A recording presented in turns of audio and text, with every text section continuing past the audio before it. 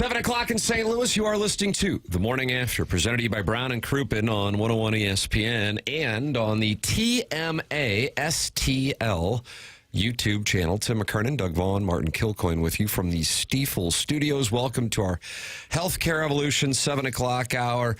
And Doug, this one is jam-packed today, so maybe another 5-hour show? Well, I was thinking maybe trim it down a little bit. We don't really have an obvious lead, I don't believe. Well, that's your job, so why don't you do it? Okay, ESPN.com is leading with the Spurs over the Pistons, 114, 103. Well, hard to believe there's two franchises that just a couple of years ago were so woebegone that they were in a position to, draft some superstars that now have rebuilt the franchise individually. And Jackson, you call it the motorcade? Yeah, Motorcade Cunningham. Why? Why is he Motorcade? Well, it's the Motor City. His name's Cade Cunningham. Okay. During the show last week, Brian Bartow, PR director for the Cardinals, would send me videos of Motorcade dunking. He said, "Send this to Jackson." I'm like, "Send us a guest. We'll trade video. Mason win. We'll trade video Walker for guests." So your thoughts on Wemby? Cardinals are now 2-1. Oh, the Cardinals. Just a game out of first place in the Grapefruit League. I'm feeling better about things already. So you like Here we go. They're two. Okay. Yep, two in a row. 2 in a row for the Redbirds. Game ended on a wild pitch, and Clave just said, "Well, the umpire's heading to the car. I guess we're done." It was the end of the game. The umpire, because it's spring training, that doesn't indicate for sure that the game was legitimately over. The umpire's like, "All right, let's go." I kind of like that. They were good. There was in the Cub game the other day, the ABS system didn't work, and the umpire just goes, "Okay, keep playing.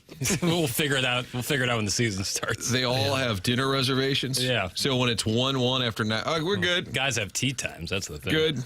What happens when that system doesn't work in the regular season, though? Jackson? I'm sure they'll rectify that. I'm sure they'll work to fix that. But in a spring training game, Oh, yeah, no one cares in spring training, I wouldn't think. Remember, Doug, they used to run in the outfield during the game. Oh, drove me crazy. The pitchers would be on the warning track, just jogging. Drove me During nuts. a game. Florida is a large state. It's almost all flat. You can run anywhere. Why are you running where there's a game going on? I kind of miss it. Just go on the other side of the fence and do your running. And they wouldn't be able to watch their teammates battle for victory. They're not watching anyway. It drove me crazy. Friend of the program, Martin, Mike McGreevy. Oh, yeah, for sure. Who gave Jackson bulletin board material, and Jackson delivered, and I think that already set a really bad tone for the Cardinal starter. Gave up a home run yesterday using batting practice balls. Yeah, first hitter of the game. Yep. Does that mean they go farther, or they just can't get a grip on him? That's more of the latter. As Michael McGreevy prepared to face his first batter of the spring, he noticed something different about the baseball in his hand. It was all scuffed up. He threw it away, and then he got another ball. Same issue. I'm like, okay, is what we're dealing with? 3 pitches later, Marlins leadoff hitter Jacob Marcy ripped a cutter over the right field wall for a home run. Not exactly the start McGreevy was hoping for. And then the umpire comes up to me and says, "Are the balls just slick?" Remember Sonny Gray said it's wet. Yeah, It's just wet. These are case, slick? Yeah, these are slick, McGreevy said. I'm like, dude, I think we're using the wrong bucket of balls. There are scuffs. These balls are messed up on all of them. And then a home plate umpire, Lance Barksdale, rolled a couple of balls to the Cardinal dugout where Ali Marmol and special assistant Yadi Molina immediately noticed the problem. McGreevy was given batting practice balls. We were like, that ain't right, Marmol said. They were definitely marked up. They were using the wrong bucket of balls, McGreevy said. We weren't using the gamers for that first batter. It's not an excuse. Well, it kind of is, but it's really not. It was just something to laugh about. So, Doug, that's the feeling when you give up a home run in spring training. You can kind of laugh about it. Now, there was a time when pitchers would love to be throwing balls that were scuffed up. They would intentionally scuff them up because the balls move more. Remember, sometimes the catchers would scrape the ball against a shin pad to try to scuff them. There was a time when pitchers were wearing Lee's press-on nails to try to grind a little scuff into the ball just because it would dance around more, move more. Now they don't want them. There's Sonny Gray. Was it the 2013 World Series Game 1, John Lester? Was it the 2006 World Series, Kenny Rogers Game 2? Oh, I'm sorry. Yes, I'm thinking of Kenny Rogers. And then La Russa didn't want to make a thing of it, and everybody said, it's because you're friends with Leland. I think it's because his own players were doing it, because I too. think they all do a little something, Doug. Yeah. The Pistons versus the Spurs should be the lead over whatever they're talking about now. Well, it was. That's from Deep Voice Dude, and he's not happy with the talk of the St. Louis Cardinals in St. Louis. But we did lead with the motorcade. And covered it extensively. Thank you. Your thoughts on the motorcade and or batting practice balls. You can call in the Callier and Thompson phone lines at 314-974-0101. Then you can text into the Air Comfort Service text inbox, 314-399-9646. And, of course, you can get involved in the Michelob Ultra YouTube chat where friends gather every morning, Doug, and they sit there and they talk it over for 4 hours. How fun is that? Gosh. What? It'd be fun to have that kind of time. I assume these are all retirees. My read is it's young ladies, a lot of tridelts. That's who's in there? Yeah. DGs, Chios, I guess some Thetas. Am I right? I would think a little Well, they mix can call of in. everything. It's Yeah, a big call in, open ladies. phone line Tuesday. Yeah. We want to hear from the Tridelts. So if McGreevy gets lit up this year and I'm down there, I'm going to say in the post game, were they using the old batting practice balls? Think he'll laugh at that? I think he'll enjoy it. He probably would. Don't you remember that when they would actually throw a ball out of play if it was every 2 scuffed seconds. because they said, no, this is going to move too much. Did that happen in 2009 in Cincinnati with John Smoltz as a Cardinal? He had a few starts as a Cardinal before he retired. Am I right on that? And they Well, got they did- sideways it with the may Reds, and then it led later in 2010 to Yadier Molina and Brandon Phillips getting to know each other. And then, was it Johnny Cueto? Who kicked people? Jason Yeah. LaRue? Am I Kicked him right in the on that? head. Has anybody checked? Yeah, I think you're on it. We're on it. Keep going. Cueto, really greato. That guy needs to get back into sports media. Badly. Yep. Well, I like your Polos Plus Columbia quarter zip over there, Papers. Not bad, right? That's a sharp look. Boy, that Polos Plus. They don't play. They do not play. I'm telling you, that's a sharp look. Yep. Thank you. Thank you. And done quickly. Ordered it, threw a logo on it, sent it on over. Thank you, Things like Andrew that. Hubbard. Thank you, Very Andrew nice. Hubbard. PolosPlus.com, and then use the promo code TMA, and you get 10% off your order. Polos Plus, Doug. PolosPlus.com, sponsor of the dossier here on TMA. And you have a small business, you have a medium-sized business, and you want to get logoed materials for your business, no problem. It's as easy as can be with top-of-the-line brands. And then you just upload your company's logo. They put it where you want it on your brand of choice. And now you've got yourself a Jim Dandy piece of apparel for your business. PolosPlus.com, and when you check out, you get 10% off with the promo code TMA, and you too can look like Jackson Burkett. It's good. Well, that's what advertising everyone right there. strives for. Yeah. Put it in the promo code. Want to look like Jackson Burkett. Just type it right in there. Easy to type. Lead should be Kansas. I was on Kansas last night, a small taste, just a small taste. And sure enough, Kansas at home, playing a top 5 team, getting points. They win straight up on a Monday night. Doug, clockwork. Okay. Sells 41-0 now. They get some Big favorable Mondays at home. Any favorable calls from Zebra? It was a good game. Look at you. You just doffed your cap. Sure. And then Bill Kansas, Selfoot on good that team. post game with Scott Van Pelt. He really, as far as all the college coaches that are very unlikable, and we sort of feature that every day, I'm trying to think back. We never liked Bill Self because he was the Kansas coach and maybe a little cocky at times, but for the most part, he seems pretty pleasant. Yeah, I like Bill Self a lot. Yeah, He, especially later in his career, he's gotten more and more magnanimous. Was he a little more I think divisive or banty? maybe a little bit more. I think there was obviously a lot of stuff going on with possible infractions going on with the NCAA, and now in the NIL era, it's all kind of washed. Look at the last 3 games for Houston.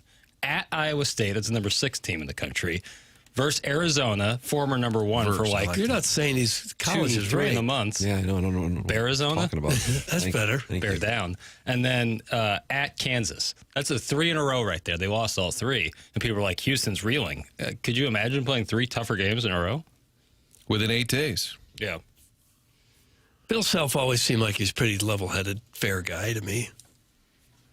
I've never heard him yell and scream at people. Sure.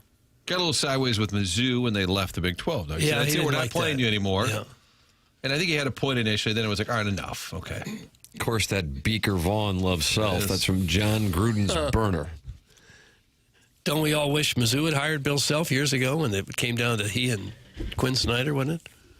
Was that who it was between? That's correct. Yeah, wouldn't that have been nice? But it didn't happen. How many years ago was that? What, early 1999. 99. April Yikes. of 1999. Norm Stewart said that he had chosen to retire. Well, imagine if Mizzou had had the run since then that Kansas has had. I think we'd be liking Bill Self quite a bit right now. They went to 2 Elite Eights in the last 26 years. Yeah, that's great. You're having a big segment. Norm said that the Kansas folks always sit down, Norm, and he said, I think I will. Yep. No one is better than Bruce Weber. That's from Caller Ellen, Doug. Caller Ellen. Well, yeah. Like Bruce Weber a lot, too. When he She left says, Illinois, hint, and she says, hint, hint. Well, our bigs just got to play better. We hope to hit the 3, but it's our bigs that I worry about. There, Bruce Weber. had him in All studio the odds are going to be jumping with joy. a couple weeks ago, and I think his voice is better now that he's is not it? coaching. Not It's screaming all the time? It's not as notable. Yeah. Lives over in Webster, Doug. How random is Yeah, that? I've heard you say that. Yeah. it's weird. He's got a daughter that's still here or something? Yeah, he's got some grandkids here. Yeah. Oh, he was a great guy. I don't know why more coaches can't just be normal type people like that. Why so many of them have to show you how tough and cool they are all the time.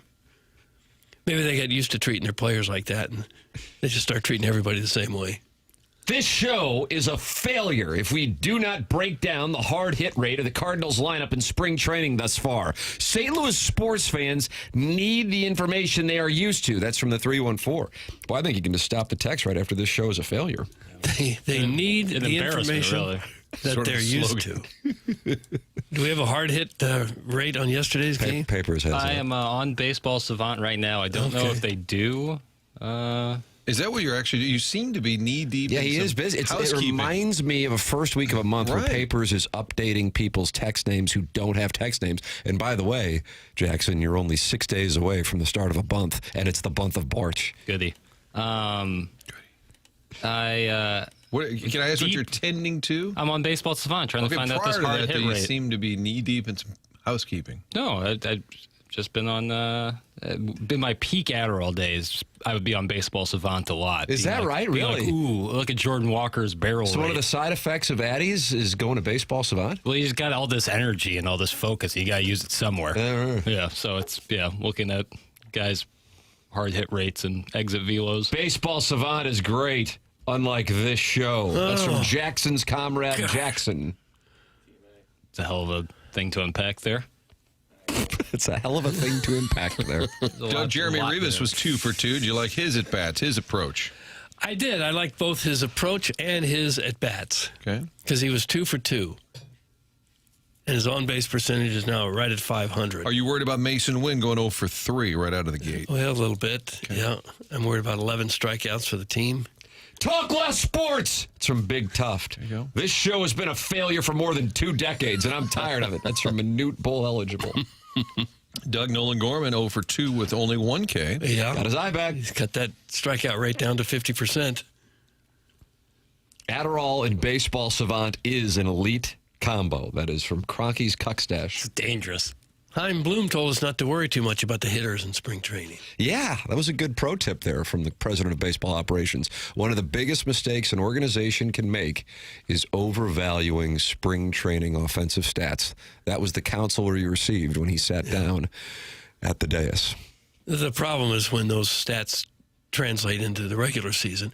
Can't hit in the spring, and you can't hit in the regular season either. Nolan Gorman got his eye back. I'd still rather see a guy tear the cover off the ball in spring than have a really lousy spring. I'd feel much better about things. It was really funny, Doug talking about getting his eye back with Nolan Gorman just 15 feet away. You saw him playing out. He was literally listening to us. He was like starting to take steps towards it. I was like, ooh, easy, easy. Yeah, it was really uncomfortable. And Doug with his back to Nolan Gorman said, well, Gorman got his eye back. And he just kind of, I think he did a little thumbs up or something. He audibly heard us talking about his eye. St. Louis sports media. Doug, this was sent in caps. That's why Okay, all right. I'm trying to convey the passion of the texter. St. Louis sports media loves to break down spring stats to sell hope.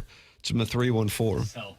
So Meaningless town What else do you do in a month and a half of spring games? Do you talk about them or not? 2001, Albert Pujols goes crazy in the spring. And La Russa said in the dugout, McGuire came up to him and said, "Are you guys thinking about leaving him behind? Because that would be the dumbest thing." Because there was literally debate. Hey, is the guy really ready? He tore it up all spring, but it's, it doesn't count. It's Grapefruit League. And apparently McGuire said to La Russa, "If you don't take this guy with us, this is the dumbest decision." And then Bobby Bonilla conveniently got hurt. Sort of worked out.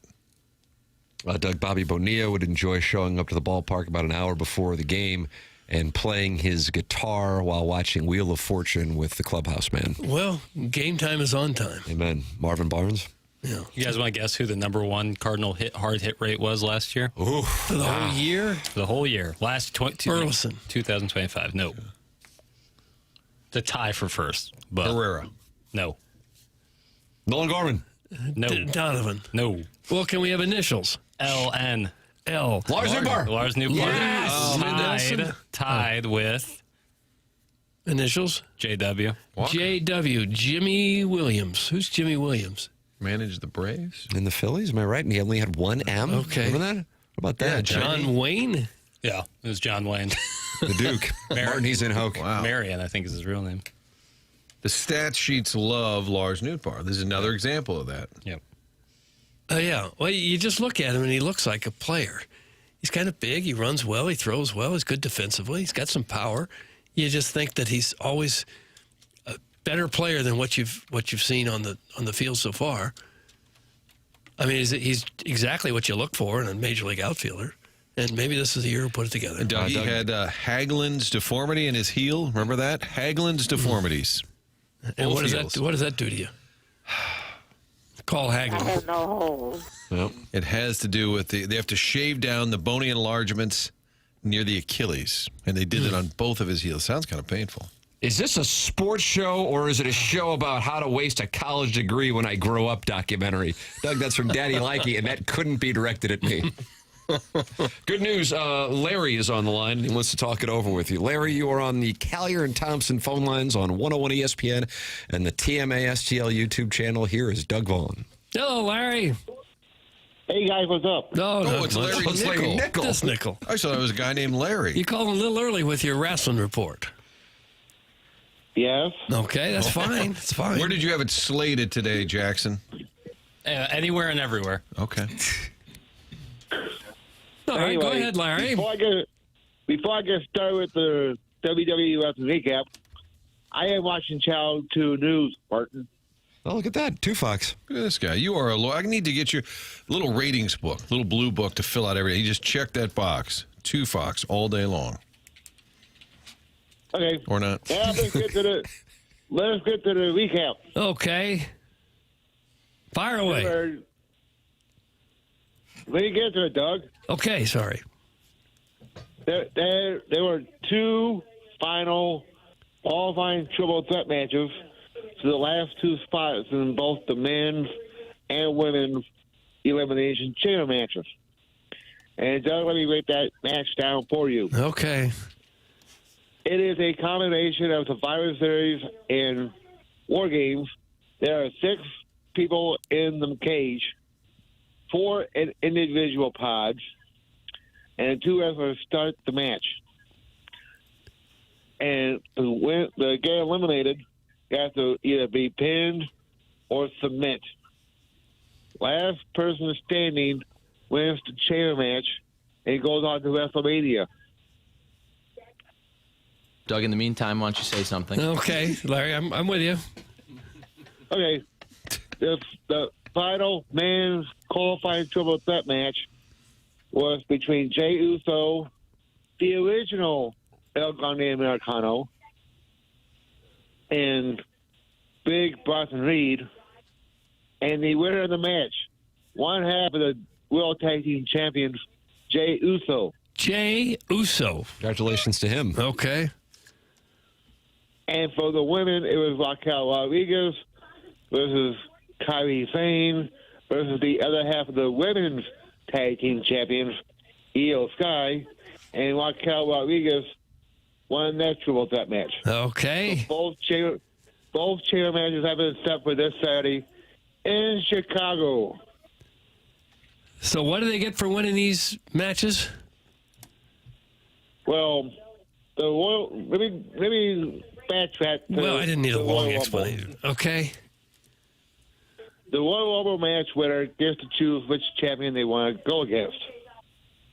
And the winner of the Elimination Chamber match gives the champion that the Royal Rumble winner did not choose. And for the man, it's Drew McIntyre's title since Roman Reigns chose CM Punk. And last night, Liv Morgan chose Stephanie Becker. So the winner of the women's chamber match goes up against Jade Cargill at WrestleMania. Doug, what was your question? What do they What win? do they get for winning that match? They win an a stuffed opportunity. animal? Yeah, to challenge a champion. Yes. Okay, got it. All right, exciting stuff. And then there was a rematch from a couple weeks ago. Okay. Between Natty, formerly known as Natalia, Neidhart, and Maxine Dupree. And Natty Neidhart won via referee stoppage. Why would he do that? Because Natty threw Maxine Dupree into the ring post, which knocked her out. Oh, I see. Okay. So the officials got in there. Yeah, that's said enough for that's you enough two. of that. Larry, you don't happen to have the top 5 countries in the world at your disposal, do you? Yes, I do, Tim. Thanks for asking. Number 5, Jamaica. Okay. Wow. Number 4, Australia. All right. Number 3, Italy. Italy, yeah. Number 2, Canada. Number 1, United States of America. Yes, yes.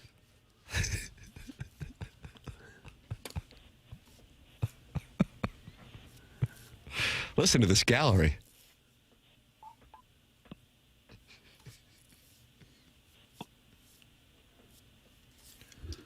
That was Woody Guthrie, and then his son Arlo Oh, no. Guthrie had Alice's Restaurant, which is about 23 minutes long. So if you had to work Thanksgiving, you would play that. Larry, God bless you, and God bless these United States of America.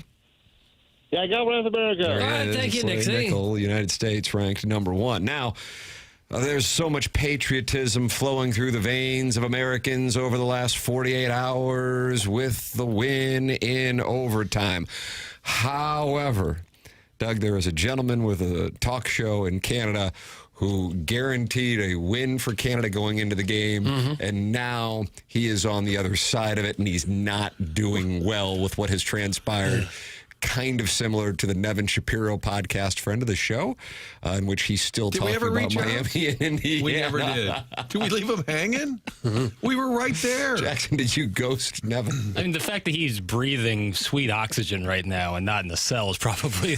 Oh, Well, wow. he's pardoned. He was pardoned. I think everything's gravy at this point for him. John Jay shot down Nevin as a guest idea. We will have the audio of a gentleman or a few gentlemen in Canada, Doug. They're not doing well with what has taken Wouldn't place. think so. We'll have that for you coming up on the presentation. It is TMA. It's presented to you by Brown and Crouppen on 101 ESPN from the Stiefel Studios.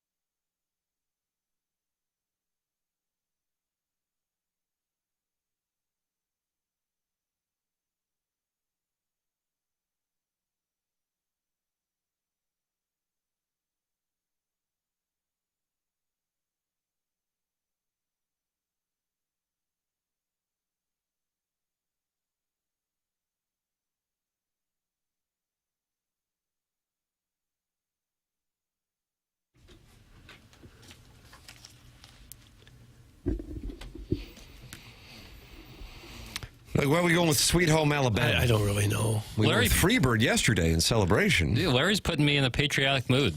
Sweet Home Alabama's patriotic? I feel like it's a pretty American song. I don't know. Doug, do you consider Sweet Home Alabama to be a patriotic song?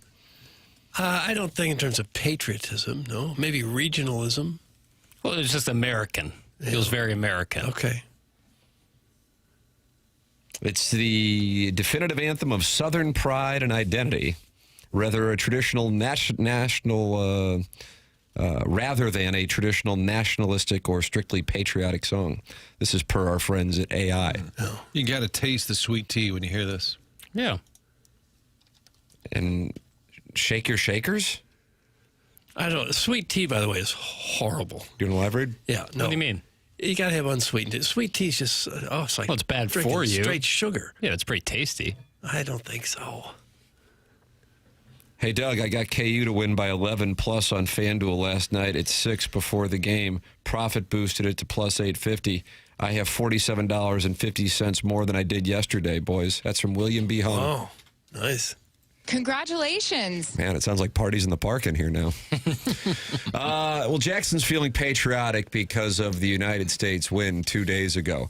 Doug, you ever watch Sid Cicero's program? Missed it. Is that how every you pronounce single it? time. Sid Cicero. Oh, I would have absolutely butchered that. So you're not familiar with his work? No. Who is he? Sid Cicero just started a podcast this month on Sammy Cavallaro. You know, he's been working in St. John's with Luke Cornelius. It almost sounds like Shapiro. Shiro. Sammy Cavalaro's Sick Podcast Network. Is that what it's called? Yeah, he did breakfast television on City TV from March 2021 to February of 2025. And he did a radio show called Tim and Sid in Canada. He is from Ontario and an alumnus of the broadcasting program at Humber College. And I think he has 8 hours left. But then you ever listen to that Sick Podcast Network? Not really, no. Sick. Well, he was worked up about the gold medal game. So we got a chronological situation here with Sid Cicero of the Sick Podcast Network in Canada. Sure. Here he is before the game. I'm sorry. Everyone's being very polite to the States. We're going to kick their ass. We are. Love it. Power play, shorthanded, 5-on-5. Our leadership's better. It's not even close. Canada's Canada, not because of hype, because of results.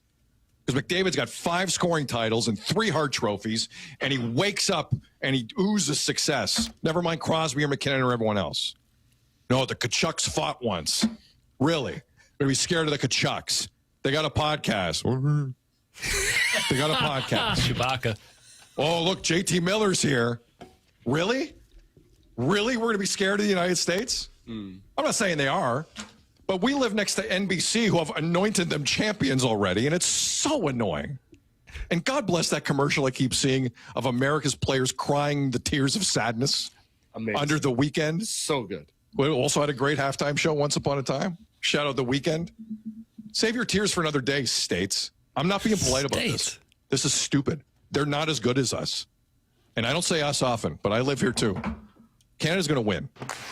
Doug, that's Sid Cicero, and he paid tribute to Chewbacca, you said? That was a Wookiee? It's so perfect. He starts out with, I'm sorry. And then gives him the full Ricky Bobby, where he's like, Connor McDavid wakes up, he pisses excellence. So then he did a post-game program, kind of like the Colonel did. I don't think he took his shirt off, though. Here is the post-game. To watch the men skate off like this, to watch the women skate off like that Thursday, to watch this is hard to watch. The women had it too, because they only needed. Men had it, women had it, like everyone had it. Yeah. But you got to get it. It's going to start an interesting conversation here. I believe when all the Hockey Canada officials have been getting drunk for the last week in Milan, when they get back home, time for some meetings about what it is we're doing here and how we're doing it. And are we bringing healthy people over? Yes. And are we not bringing healthy people over? And why are we picking teams based on reputation, or are we picking teams on the best available players, men and women? That's what I was going to say. It's What are not we just doing? about the names you know. Just what are we doing? It's not just about the names you know. It's about the best names at the moment that fit together. I Makes don't sense. care who's a good person. That's not the point right now with these. It's irrelevant to building a team. No, but It's irrelevant. Let me finish. It's irrelevant to building a team. Oh, is he a college coach? JT Miller just won a gold medal. Being a good person is irrelevant to building a team. Being your friend is irrelevant to building a team. What is the best team? That's now the question. But people would say Marchand and Bennett aren't great, like the way they play. No, but that's my point. But Like I'm just saying, who's healthy, who's playing well. If they were healthy, yeah. That's my point. Okay. Like I think there's been a lot of ceremony in Canadian selections at this level. Yep. A lot, and there needs to be more ruthlessness. Yeah. It's about the familiar names. We almost didn't bring Bennett. Yeah. Yeah. On ceremony, because I want more Tampa guys there, and maybe Braden Point would have made a difference. Maybe Anthony Cirelli would have made a difference. I don't know. Cirelli would have made a difference on faceoffs, that's for sure. But we got the Conn Smythe Trophy winner on the men's roster because of an injury. Yep. Not because we thought Bennett earned the spot. I think that will be the discussion. To watch the men skate off like this. It's time to replay. Now, when his sidekick couldn't be heard, and Tim said, let's get him a mic, I started to think he probably likes it this way. Like, that guy doesn't need to be heard as much as Sid. And then when he said, excuse me, let me finish, I want to double down that he doesn't want the other guy on a mic. Yeah.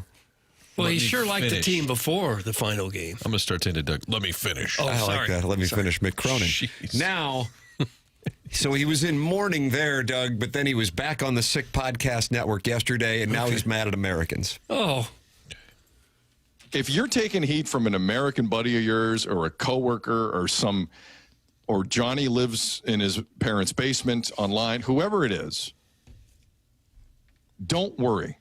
Let it go. Don't worry. Why? Multiple reasons. The two that stand out the most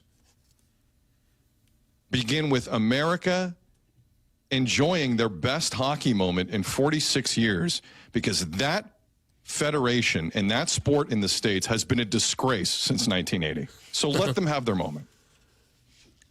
No gold medals on the men's side. The women's side, strong. Men's side, complete joke. And you know it. Seriously, 1980. Half the roads in your town weren't built in 1980. The second reason Canadians need to kind of let it go a little bit in terms of Americans talking junk is by Wednesday, none of them will care. I cannot stress to you enough how few people in the United States of America, aside from a Four Nations final, a couple of fights in another game in that tournament, and yesterday care about hockey. Viewership on TNT was down 38% on opening night of the National Hockey League this year on American television. They do not care about this sport, guys. Do not get riled up about what Americans think of Canadian hockey and passion. Do not waste your time. They'll be filling out their March Madness bracket in a week. Oh, he got us again. he's really upset. Not doing well after the guarantee of a victory on Saturday, the post-game show, unfortunately. But the pre-tournament seemed pretty confident, Doug, before the game. Oh, yeah, he loved the team. But then in the post, he had a lot of critique about how they assembled the team. And he said McDavid does nothing but win, except when he does. Unbelievable player, except at the NHL level, they haven't won. Yeah. Minor detail. And he's talking about taking healthy players. I assume he's talking about Crosby, who got hurt earlier in the tournament. And he's talking about taking players who are hot. They announce these teams months before it starts. So none of that is relevant. And what it came down to is you ran into a hot goalie. You ran into a goalie who made 41 saves, stood on his head and spit wooden nickels for the entire game, and that's what beat you. You might have had the better roster, but you ran into a goalie that just wasn't going to lose. I don't think it gets a whole lot more complicated than that, really. Had the puck bounced slightly differently, Canada could have won that game 3 or 4-1. But it didn't on that night. Canada went 1952 to 2002 without a gold medal in hockey. That's from Jake, and he's in St. Genevieve, Doug. Okay. Well, it's not like they play every year either. When you say it's been since 1980, that's not really 46 years. It's 46 divided by 4 when they play. And there's a lot of countries that have great teams. And tell Sid we won't be doing the brackets until March 15th. We got a couple more weeks to milk this. Yeah, we don't have our Not brackets necessarily yet. because in about a half hour, Joe that's right. He's going to Oh, release the gosh. brackets, and I will start to fill out my brackets for the pool in a half hour. Well, you might want to wait until the real bracket comes out. It's good to get in that mode, you know. Yep. Just Start training my mind. You get some work in. So you're going to fill out a fake bracket in February. Well, Your words, sir. projected and fake are two very different terms. Well, this won't be the bracket for the real tournament, so that makes it a fake one. Well, it'll be close enough. I can see where it gets your brain kind of thinking about each team. Yeah. Like how you feel about them making Thank a you, run. Martin, for respecting the exercise. The worst feeling is when that Doug, you're going to be unprepared and you're going to finish in last place. that Tuesday after Selection Sunday, and you're looking at the bracket for the first time, and you're having to guess between that 4-12 seed. Right. Like everyone else. Then you're going to wish you did a deep dive on Utah State 2 weeks earlier. Yeah, you talk about the Aggies. Missouri got them, of course, in 2023.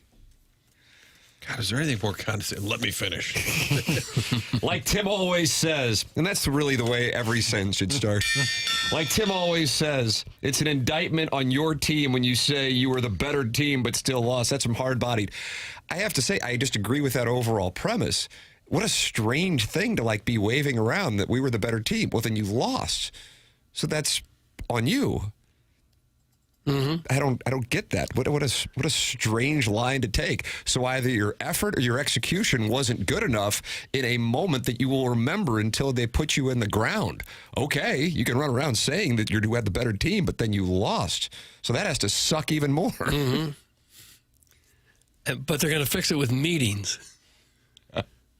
Meetings will fix it. Well, the guy's got to know at that level of hockey, when you're talking about the best players in the world on both teams, absolutely anything can happen. Anything. Almost any team in the Olympics outside of maybe, I don't know, Italy wasn't very good. Most other teams could beat Canada on any given night. Did you know? You know, obviously you're trying to do that. Yeah, I did. I got Sid wearing state of our industry. I've got him wearing a purple tuxedo over here. Nice. Sharp look. Doug, that's Sid Sachero, and he is with the Sick Podcast Network. And, of course, that's Sammy Cavallaro's Sick Podcast Network. He's out of Toronto, probably? Good question. No, I don't discount that much of Canada is probably equally upset. Oh, yeah. This is especially in these times, the U.S.-Canada, they're a little sensitive about things. And the hockey, that's their thing, Doug. But they haven't won since 2014. Granted, not always with pro players, but... They see that as their sport. Yeah, and sure. and I guess it is. That's the capital of hockey in the world is probably Canada, Toronto. It would be like if Canada beat us in Olympic baseball or something. We'd say, wait a minute, what is this? But it's possible. You could put together enough Canadian major leaguers to give the U.S. a run. Can you be disappointed in your squad and not snipe about the other team and their history and their failings and their roads? Yeah. Leave the roads out of it. Ooh, Montreal. That's where this Sick Podcast Network is out of. I can see that. Okay. Are they a little more banty in Quebec? Is that over the I Nordiques? don't know. Sachero, is he French-Canadian? Is he? Have you fellas been to Montreal? I have been in I have not. There's a road that goes down the middle, and then one side is French, the other side is English, Really? in theory. Got it. I hear it's a lovely town. Oh,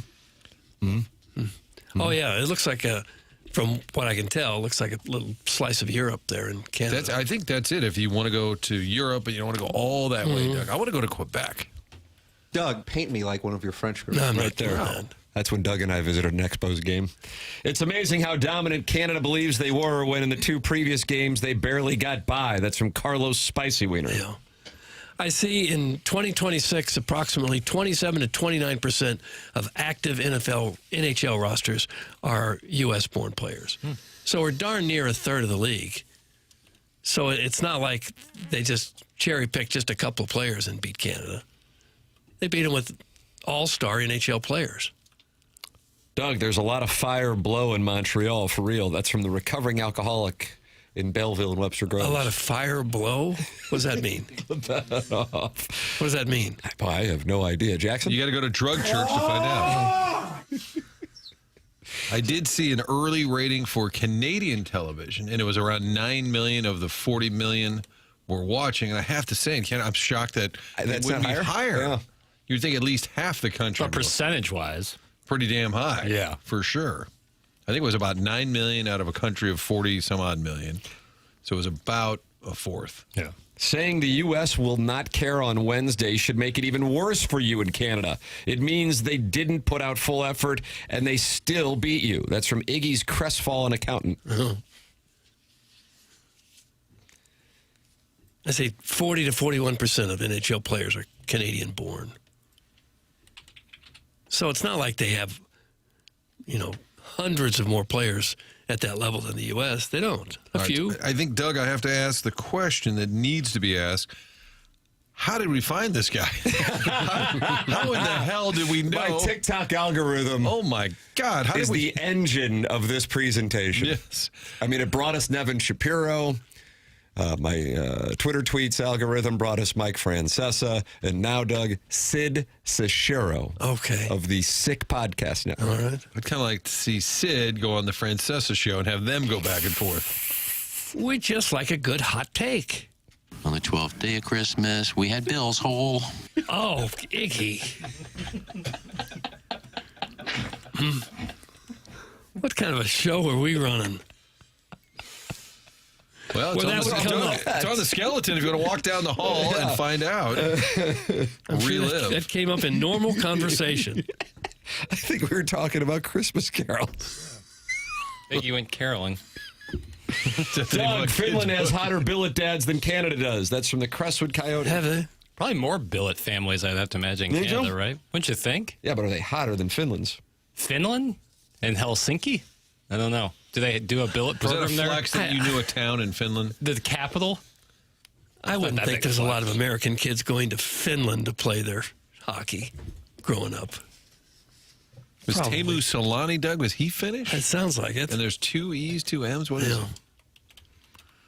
Let's talk about it. I wouldn't think they'd go to Finland or Sweden. 248 friends are in there talking it over in the TMA STL YouTube chat. Subscribe to the channel. Doug, 6,630 friends have done so. You want to get it to 6,650 by the end of the week? Brick by brick by brick. Open up your YouTube app, type in TMA STL, subscribe to the channel, and you can get in there and you can talk it over with Iggy's lover, John Scores, Bourbon Bob, Jock Whore, and old Bill Reloaded, who's talking to the overbearing sports dad, and he's sideways with Carlos Spicy Wiener over a volleyball team with 14-year-olds. Am I right on that? I think so. You can also text into the Air Comfort Service text inbox at 314-399-9646. And Chairman Kurt's taking your phone calls, 314-974-0101. The Collier and Thompson phone lines. And that is how you can get involved on the program. And you can go to polosplus.com, sponsor of the dossier, and get the wares that Jackson has there. If you have a small or medium-sized business, polosplus.com with top-of-the-line brands. You upload your logo right there, and when you check out, you enter the promo code TMA, and you get 10% off right then and there. It's polosplus.com, the sponsor of the dossier here on The Morning After. Healthcare Evolution is the sponsor of the 7 o'clock hour. They were the sponsor of our spring training coverage last week and the sponsor of the 7 o'clock hour every day on The Morning After. Doug's been there, Jackson's been there, I've been there, all for different reasons. If you have pain, the traditional healthcare system puts you in a waiting game. You got to wait weeks just to see your primary. Then you got to wait weeks to see a specialist, physical therapy, MRIs, likely 2 to 3 months just to get answers. Or Healthcare Evolution looks at your pain the same day and offers real treatment options right away, such as regenerative injections for pain relief and healing. Discover how Healthcare Evolution can help you get back to living life. Schedule your free consultation today with Healthcare Evolution. Why wait months to feel better?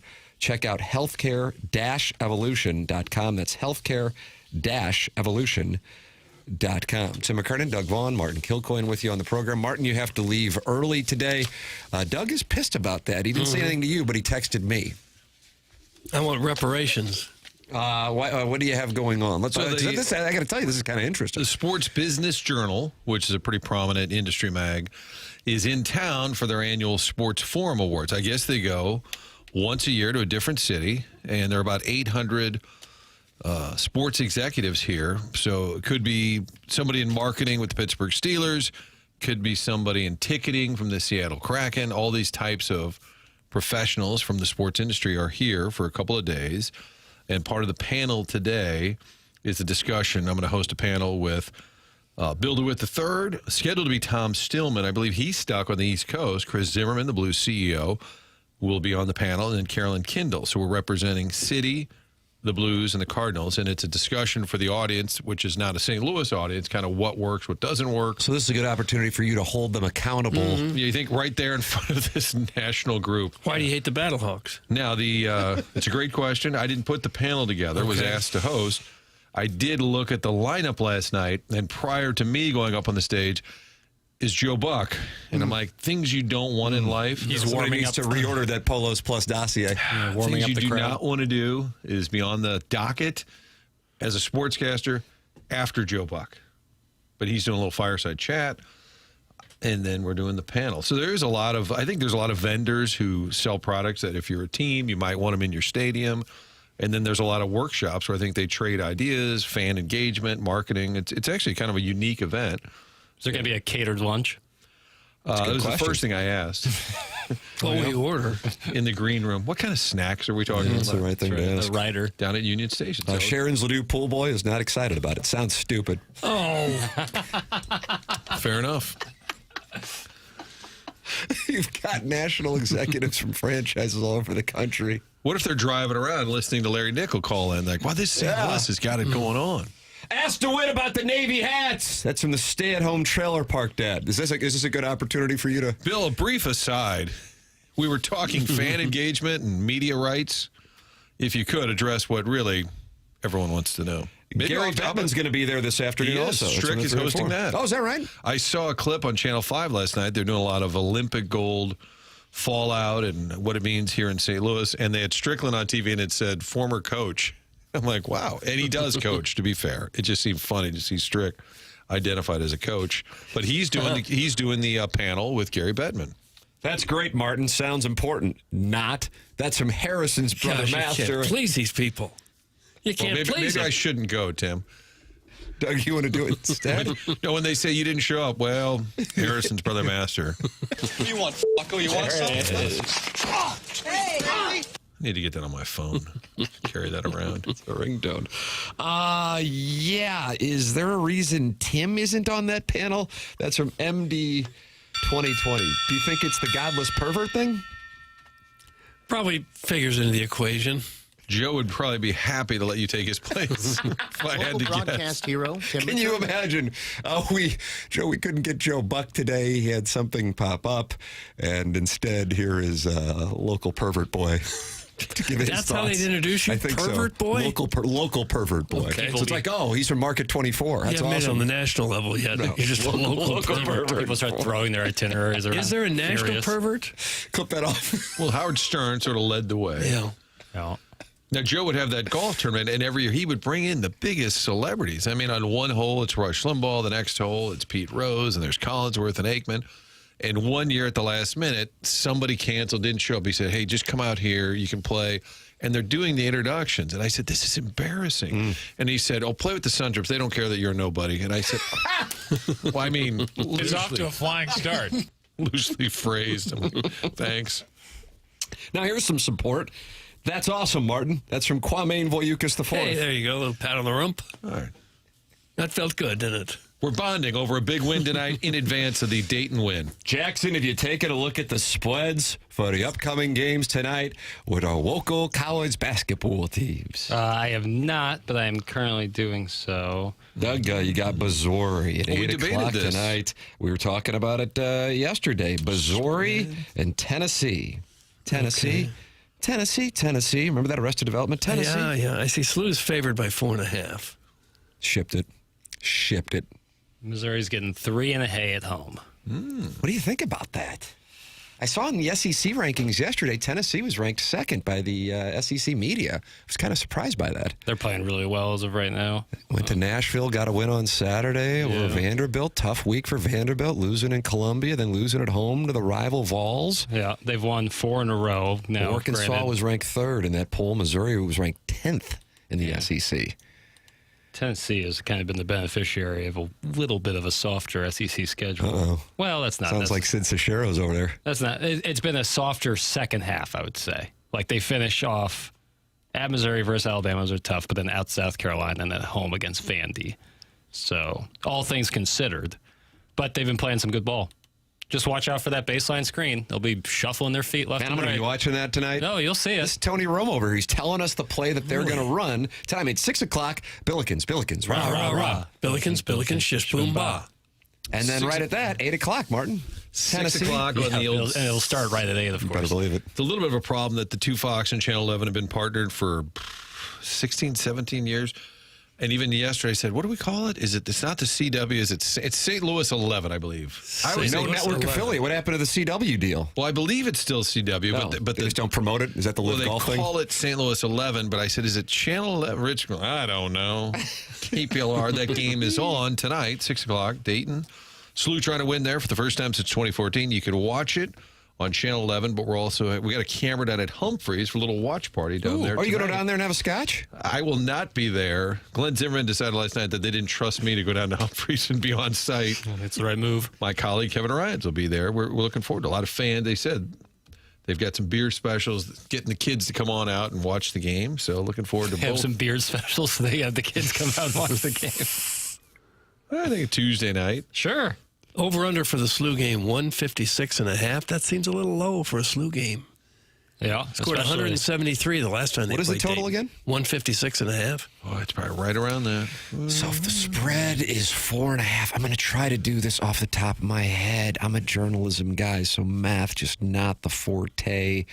So 80 to 70 gets us to 150. So they're expecting it to be 80 to 75 approximately with the 4.5 point number. Jackson, is that correct? I know you went to Horton Watkins. I can't do that kind of math in my head. You're not a good math guy. You can't do 80 Really plus bad. 75? 80 to 76. Right? Yeah. You have to give me With a the 4.5. That's what we're expecting. Buck. Yeah. Don't get the Shake Shack burgers if it's a road 80 points. Right. The Fats are furious. Yeah. I'm thinking Fats about are going. furious. I'm going to go full Sid Cicero and just say, this is our time. This is our team, okay? We got better roads. We're going to go into Dayton and win, okay? I don't want to hear this crap about the Flyers bouncing back after the Blizzard beatdown. I don't care. And then tomorrow I have to potentially walk it back and be bitter about everything Dayton. Jackson, talk some more S on SLU, please. That's from Jake, and he's in St. Genevieve. I don't think I've ever talked S on SLU. I think maybe it was your rankings. Oh, well, yeah, that's just... What are your current rankings? Local. This is Jackson's local college basketball rankings. Can I tie? Can teams be tied? Because then Who would be tied? Missouri and SLU for second. So quiche. Can I? Lorraine Mizzou's quiche. not ranked at all anymore. SLU fell to 23rd. Yeah, the writers, podcasters were chopping at the bit to see a loss and then ship them down. Yeah. I just... You think Mizzou and St. Louis U about the same team? Obviously, if you're going to put them in a tie. Yeah. I don't think that's crazy. Like, you might be like, the people out there might just be like, oh, no, how could you say that? Look at some of the wins Missouri has. And we do get caught up in the Billikens record, 25-2. You go, holy smokes. But a lot of those wins were against Shishawali teams. And it's not their fault, but that's just the way that the cookie crumbles. Doug, to their credit, they're not counting the Principia win. Yeah, they can take that one points. Gray Summit Grey Goose Guzzler is shorting the Missouri side of the river.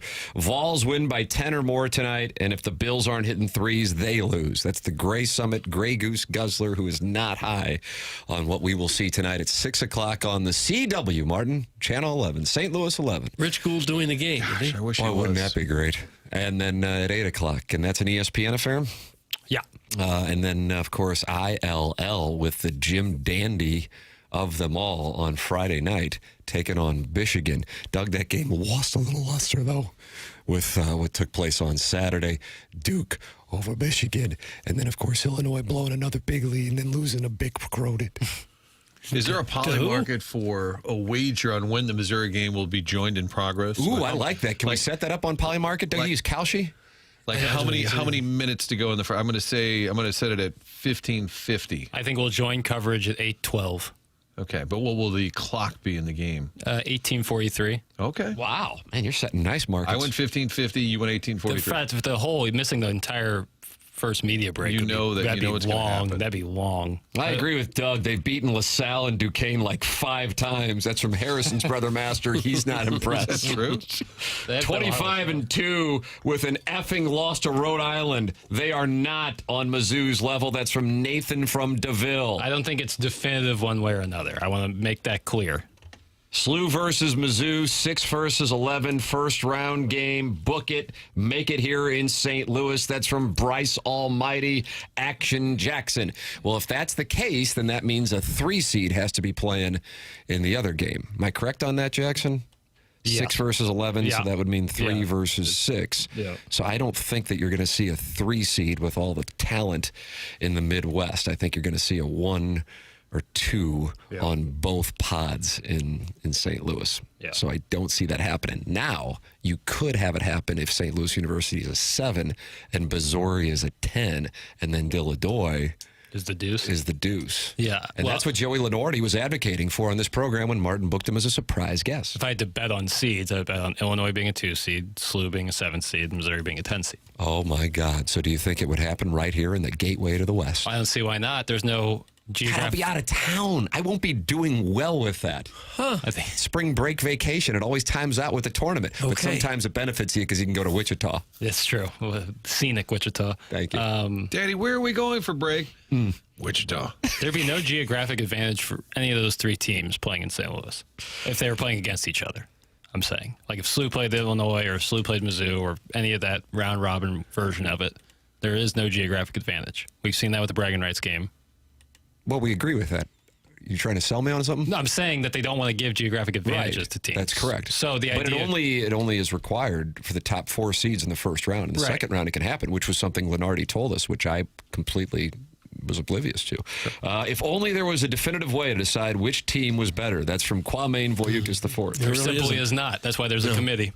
If it was definitive, they wouldn't need a committee. And it's why the world needs people like us, so we can break it down and decide for them. Right. There is no definitive way, hence the committee. I think Kwame Voyoukas IV was saying Missouri's running scared. Well, they should play each other. I believe he was alluding to the fact they should play each other. Boy, SLU fans, when they're good, love saying they want to play Missouri. There we go. But you want to do that over a 10-year span. Rankings. You want to do it over a 10-year span. We'll see how the cookie crumbles. By the way, Mizzou you just activated Kwame Voyoukas IV and maybe Joey Vitale's Orange Scully. Good. We're rapidly approaching March. It's time to turn up the temperature around here. Clip that off. Mizzou is on SEC Network, by the way. All ESPN affiliated. Making SLU and Mizzou tied in your rankings is the most Gen Z thing ever. You could be a man and make a damn decision. That's from Big Tuft. No. How about that? You're not going to make a decision. No, I won't. I say that it's too close to call. A good old-fashioned draw. What up, doggies? What up, doggies? That's a shout-out to the 1-1 draw on Saturday down at that pitch. It's Tina's town. I love the buzz. There's this talk about the UFL saying they want to play their games at City SC Stadium. I'm like, that's great. I wouldn't mind living in Joe Buck's house, but it's like it doesn't matter. It's not happening. And now it's like a story. God bless the UFL, but they're like, yeah, we're going to look into playing. Like, but they don't want you to play there. I'm sorry. Can we end that? Jackson should never be allowed to sit in SLU season ticket holder seats again. That's from Hottie Toddy. I would not compromise my opinions or my integrity based on where I get to sit at a SLU game. How about that? I would. They should play every year. I'm in agreement. Only one school is opposed to that, though. That's from Kwame Voyoukas IV. Yeah, that's never been on record. Like people run with that. Has Mizzou ever said no? We don't want to play SLU. No, but St. Louis has said yes. We want to play Mizzou. There's two sides to every story. There could be a ton of other reasons why. I'm not trying to make excuses for Missouri. I want the game to happen, but people run with this narrative that's never truly been confirmed. I think SLU's been pretty open about it, that they would love to do it. Now, they may not like the offer, hey, play 2 here, 1 there, that kind of thing. But you know how this stuff goes. The saying that we'd love to do it is different than putting it on paper and actually giving them a proposal of playing a game. But the Mizzou people are never going to say, yeah, we sure don't want to play St. Louis U. Okay. Does us no good. They'll never say that. And I've never heard them say, yeah, we sure would like to get St. Louis U on our schedule. But we've heard the people from St. Louis U say, yeah, sure would like to get Mizzou on our schedule. I don't think it's lip service. I understand there's. But it also should be details noted that that need to be there's hammered out. only one Power 5 team that played SLU this year, and it wasn't even on a schedule. It was in a multi-team event. So, like, this whole idea of, like, oh, Mizzou's running scared. Well, is every Power 5 team running scared from SLU? Okay, so now the current climate, it's less and less likely that game will take place. But over the last 20 years, it wasn't the current situation, and they still just couldn't get it done. It'd be a fun way to start the season. I'd love it. Kick the season off. I'd love it. Mm-hmm. There's no reason they shouldn't play. Couldn't agree more. And if Mizzou loses to SLU, okay, fine. It doesn't kill your season. No, it not just at all. doesn't. I hope Coach and Chris May are listening to what Jackson's saying right now. That's from Kwame Boyukas IV. He's a man of integrity. Might lose your scholarship. Sticks by his opinions. I don't have a scholarship there. I have a scholarship at Mizzou. They'd want you to at least turn in the jersey. No dice. It's got my Musk on it. Oh. Jackson's Musk could be available next week if you're looking for a text inbox name.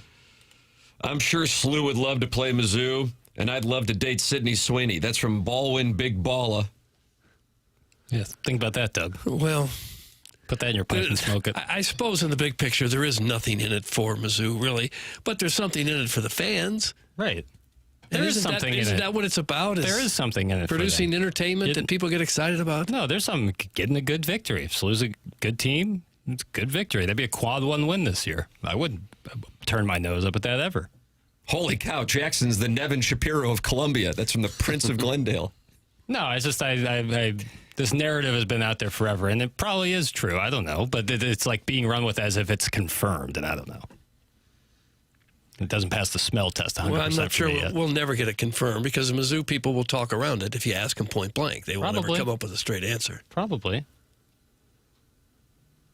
Martin, do you have any insight on what's happened with that? I always feel like if there's knowledge to be had, we're going to have to lean on you because we're a bunch of slap asses. No, I think Chris May on the record might tell you if it was ever close because like Travis Ford and Konzo were pretty friendly. Yeah, Brooks Ford played on Missouri. And I think they talked about, hey, how can we get this done? And I don't know if I really don't know how close they got, but it seems like the arrangement. All right, you come here twice, we'll go there. I don't know, but it feels like some of the details like that is where it would always fall apart. And then now, nobody wants to play the mid-majors. That's sort of a thing across college basketball. But I don't know how close it got.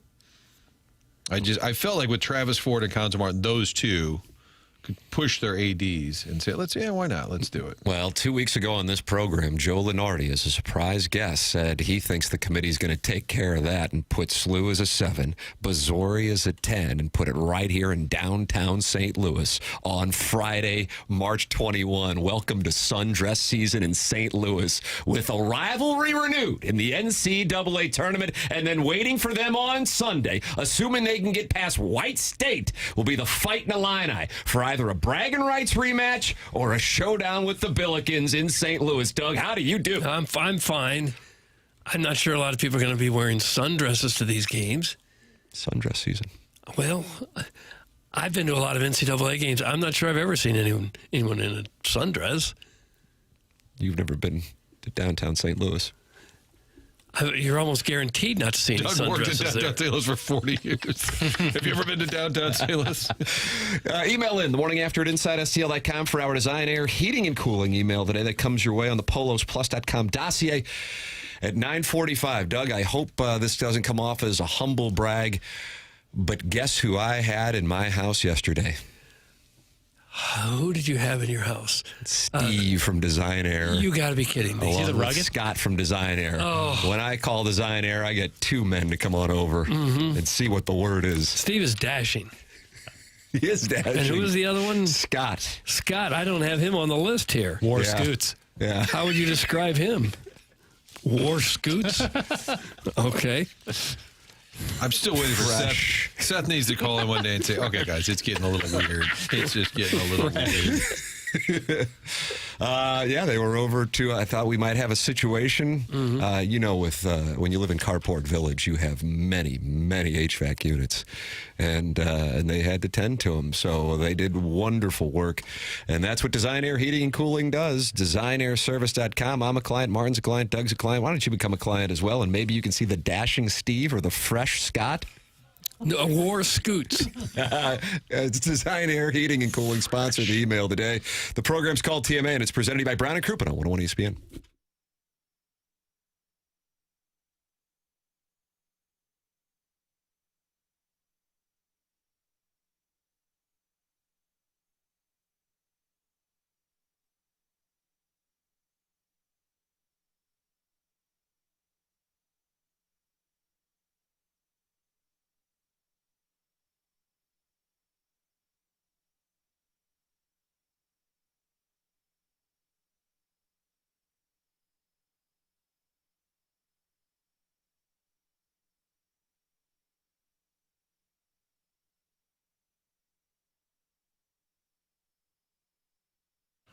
AutoLoanPro.com. That's the website to head to if you're in the market for a new vehicle. Doesn't matter what the situation, what the circumstance. Excuse me. Let me finish. AutoLoanPro.com. Get you into that vehicle, little to no money down, and they'll get you the best rates possible. They can do that working with over 50 different lenders. There's a difference out there between vendors and lenders. Auto Loan Pro has access to the money to get you the best rate possible. And again, little to no money down. Doesn't matter what the situation is. If you've had a hiccup along the way, they want to help you get into that vehicle, but also to educate you. That's why they put together this free playbook. Our guy Jim Olive has it right there on the website, right next to the Robert Thomas photo on there, and then all the vehicles. Scroll on down, find the free playbook. Educate yourself on the credit industry, how it all works, and then get the car of your choice in the future. Auto Loan Pro is part of the Lita family. Again, online, AutoLoanPro.com. Financing a car, the only thing to know is to choose the pro, the Auto Loan Pro. Anyone can sell you a car. It takes a pro to do it right. Get online. Check out the vehicles. Download the free playbook, all of it, at one site, AutoLoanPro.com.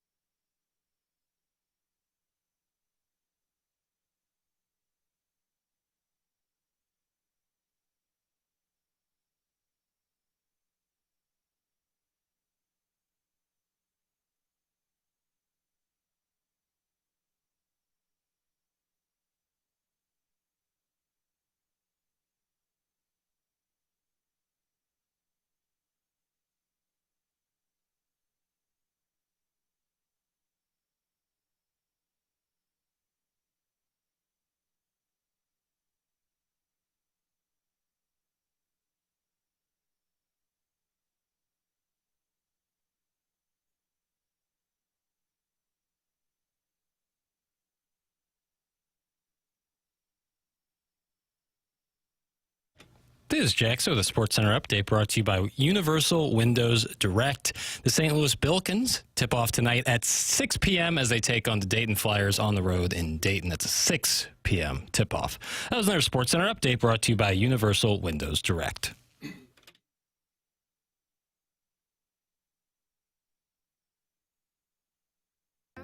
Love Billikens chasing bigger dreams. Crowd humming low like an old brass tune. March Madness coming, and it's coming soon. Green and Sharma from a parking lot. Let it fly, boys, it's money on the spot. Dunlop's got that swagger, smooth and coy. Yeah, that kid's a bad shooting white boy. Oh. Well, I'd really like to leave race out of that. And the city leans in close when the shot light starts to fade. Oh, sing it loud, St. Louis blue. This dream season might just carry through. Sweet 16, hey, why not more? Hear those echoes of a Final Four. Quentin Jones, kid runs the whole parade. Silk through traffic, never afraid. Kellen and Paul, oh, clear the lane. Highlight dunks bring thunder like rain. Robbie leads with the goggles on tight. Beautiful passes, keeps the fire just right. Amari drives, takes it straight inside. No fear in his heart, just a Billiken stride. Well, Doug, does this get you ready for tonight in Dayton? It does. This song should be playing through the halls of Chaffetz Arena when the Billikens get ready to play. Saturday night against Duquesne. Right. Jackson, you going to that game? No. Where you going? Saturday. Some. Oh. Wow, this guy's really kind of turned his back on the Billikens. So just because I'm not going to the game? Yeah. When pressed, he said something. Sounds like he had big plans. Well, I'll tell you who's going to Dayton, according to Joey Ladorty. He just released his brackets. Doug, do you want to take a guess who's going to Dayton? Who's going to Dayton? Let's see. Why would he bring it up on this show, Doug? Let's see. Local team going to Dayton. How about St. Louis U? Well, yeah, tonight. But we're talking about the tournament and the brand new brackets from Joey Ladorty, a friend of the show. You want initials, Doug? Maybe M? Yeah, Mizzou. Maybe yes! T. Oh, okay, wow. good. That helped. Per Joey Ladorty, Missouri is an 11 seed having to play in Dayton against Santa Clara. Santa Clara? No. That sounds ridiculous. Okay.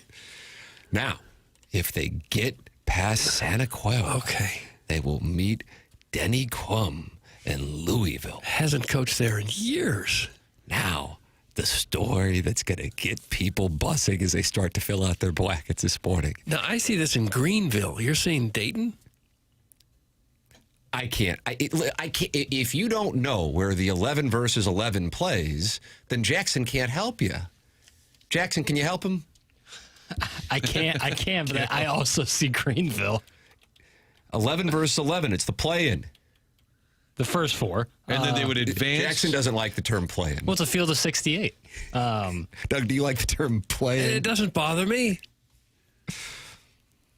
But never mind. Well, what's the problem? You're a prince. I am a prince. So do they have Missouri advancing to Greenville after Dayton? Is that what you're seeing? I thought that the 11-11 matchup would then be played in Greenville, and the winner of that would play Louisville. Of course, Danny Crum. He hasn't been there for years. All right, boy whores. If you take a look here, because I cover the local teams. And my my in-laws, Doug, you know where they went to school, right?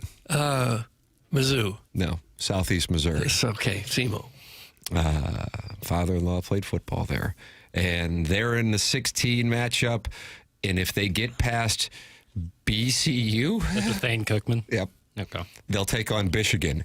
Now, in Joe Ladorty's brackets, it's listed in Buffalo. Is that game going to be played in Buffalo? So is that game being played? All the first 4 games are played in Dayton. Call yourself a ball knower. What? Are you being serious? Am I being serious? Yeah. Dayton hosts the first 4, right? Okay. That's what. How do you not know that? I mean, I my love you, teams but- often don't play in the first 4. Oh, God. this guy's a true son. This guy's a true son. They rarely play in the first 4. That's Dayton's thing. Okay. I thought That's a nice thing to have. Tim, are you with me? Surprised? Yes, I'm very surprised. I'm not Doug picking not on- knowing Yeah. doesn't necessarily I didn't realize surprise me. that every year they play Dayton, the playing games. Well, they don't play Dayton. They play in Dayton. That's what I mean. Dayton's They play like Keisha at Gray, Dayton just takes on all comers. They host the first 4. every year. Yes. Okay. I 2 didn't realize games that. on Tuesday, 2 games on Wednesday. Okay. Well, we know now. What? You guys knew earlier. We know Tim, now. what do you think that started? About 12, 14 But I years didn't ago? pay attention to it. Okay. You guys don't. You're snobs. You don't care about the first 4. Not so much. And it used to be the 16s, and then they spiced it up by putting the 11-11 in there. I kind of like that. Jackson, do you want to apologize? I do want to apologize. I apologize to the fans, to the listeners, the haters. I apologize to all of you. Jackson just showed himself to be a casual. That's from Chuck and the Chuck. Well, you don't have to get 100% to get an A on the test. Very cocky for somebody who roots for a team that regularly loses to 15 seeds. That's I didn't from say that they Steven didn't Dodd. lose in the first round. I just said they often don't play in the first 4. Jackson, nice tournament prep, ass. That's from the Kirkwood colon cleaner. In fairness to both me and Doug, Joe and I should put that on the bracket. I think. Yeah, because the schedule we're looking at on his bracket says Greenville. Right. You want to get Lenardi back on, Martin? As a surprise? I don't think I think at he's this earned point it. we should probably stay away from John. So here's what we got. If Missouri beats Santa Clara in Dayton, they get to go to Greenville to take on Louisville. Now, here is where we've got some buzz, brother. And the next round, they would take on Rock, Chalk, Jayhawk, In Jackie Dayton. Papers, Greenville. Oh. Now they would fly to Greenville. Okay. They'd already be there because they would have Right. beaten Louisville. Yeah, they got you beating Louisville. Don't let me down, Jimmy Cruz. There you go. Jackson, how would you handle that on a Saturday night, Missouri and Kansas in the NCAA tournament for the right to go to the Sweet 16? Be about as good as it gets. How would you handle it? I'd be watching your live stream. I wouldn't even watch the game. I'd be live streaming. Yeah, I'd be live streaming. That would be a lot of pressure. Now, you sit there and go, okay, are the Billikens now in that 8-9? They used to be a 7 seed, and then they lose to Rhode Island. Well, Joey Lenardi really liked what he saw against VCU because guess what, Doug? What? Billikens, rah, rah, rah, are now a 6 seed. Oh. They moved up. Okay. They didn't move down. They're a 6 seed. And what? Oh, the committee has done it again. The committee has done it They again. haven't done anything yet. Miami, Ohio will be the Billikens matchup in Oklahoma City. I thought all the games were in Dayton. The whole tournament. The mid-major bowl there. It is the mid-major bowl. Yeah. You know what? I don't like that. You don't like that? I'd rather see them play a Power 5 team to kick it off. That's like then the whole thing is that they haven't got a chance to like play against like a name your Power 5 Who cares at school. that point? Well, At that point, you I'm just not- want to keep rolling. Well, 100%. But I would like to see them, Indiana is also an 11. I think that'd be awesome to see them play Indiana, especially considering Josh Schertz's history. With Indiana State. Right. Which, of course, is different. Different school, Same state. but in Dayton. Same state. Are you guys denying they're in the same states in the name? Doug, same state. Doug, do you have the balls to admit that Indiana and Indiana State are They in the are same in the same state. Yes, they are. Thank you. So if the Billikens get past Miami, Ohio, and what Jackson's calling the mid-major bowl, they would be taking on Danny Nee in Nebraska. How many three-pointers would be shot in that game? How about that? Yeah, be a festival. It'd be a festival. Well, Danny, he hadn't been there a long time. What about Doc Sadler? Rich Gould would get mad because he goes, every time Mizzou would play Nebraska, they say, well, there's Doc Sadler. That only gets him going. Every analyst would say, boy, his teams really get after it. And then you look at his one Why loss they love record. Doc Sadler? I don't know, but it really bothered Rich. By the way, the first 4 has been in Dayton since 2011. Okay. Just it. 15th anniversary. We're just getting around to it. I've never paid attention to it. You guys are snobs. You don't care about the first. No, really, no. And then, Doug, your alma mater, Merrimack, will take on Illinois in Buffalo. It's got to be a different Merrimack. 2 seed versus 15 seed. How do you do, Buffalo? Well, I'll be rooting for Merrimack, even though I'm pretty sure it's a different Merrimack. They don't let too many junior colleges into the tournament. NC State, Auburn, Wardam Eagle would be waiting for the winner of Illinois and Merrimack. I wouldn't want to see the Wolfpack. You don't want to see the Wolfpack? Not if not in the second round, I wouldn't. Wow. They're a good ball club. Well, I'm going to be disappointed if the Billikens or Mizzou don't get to St. Louis to play. That's what I really want to see. But you get to see Jay White and Villanova take what on about that? Big Cronin and UCLA. No. Or you get to see I'll watch, but not TJ Yotzelberger I don't care about Yotzelberger. And the tight shirts. playing White State. No, I want to see either Mizzou or SLU here. Come on, Lenardi, shake up the bracket. I think you'll see Dilladoy here. I still think you'll see Dilladoy here. You think you'll see Dilladoy here, Jackson?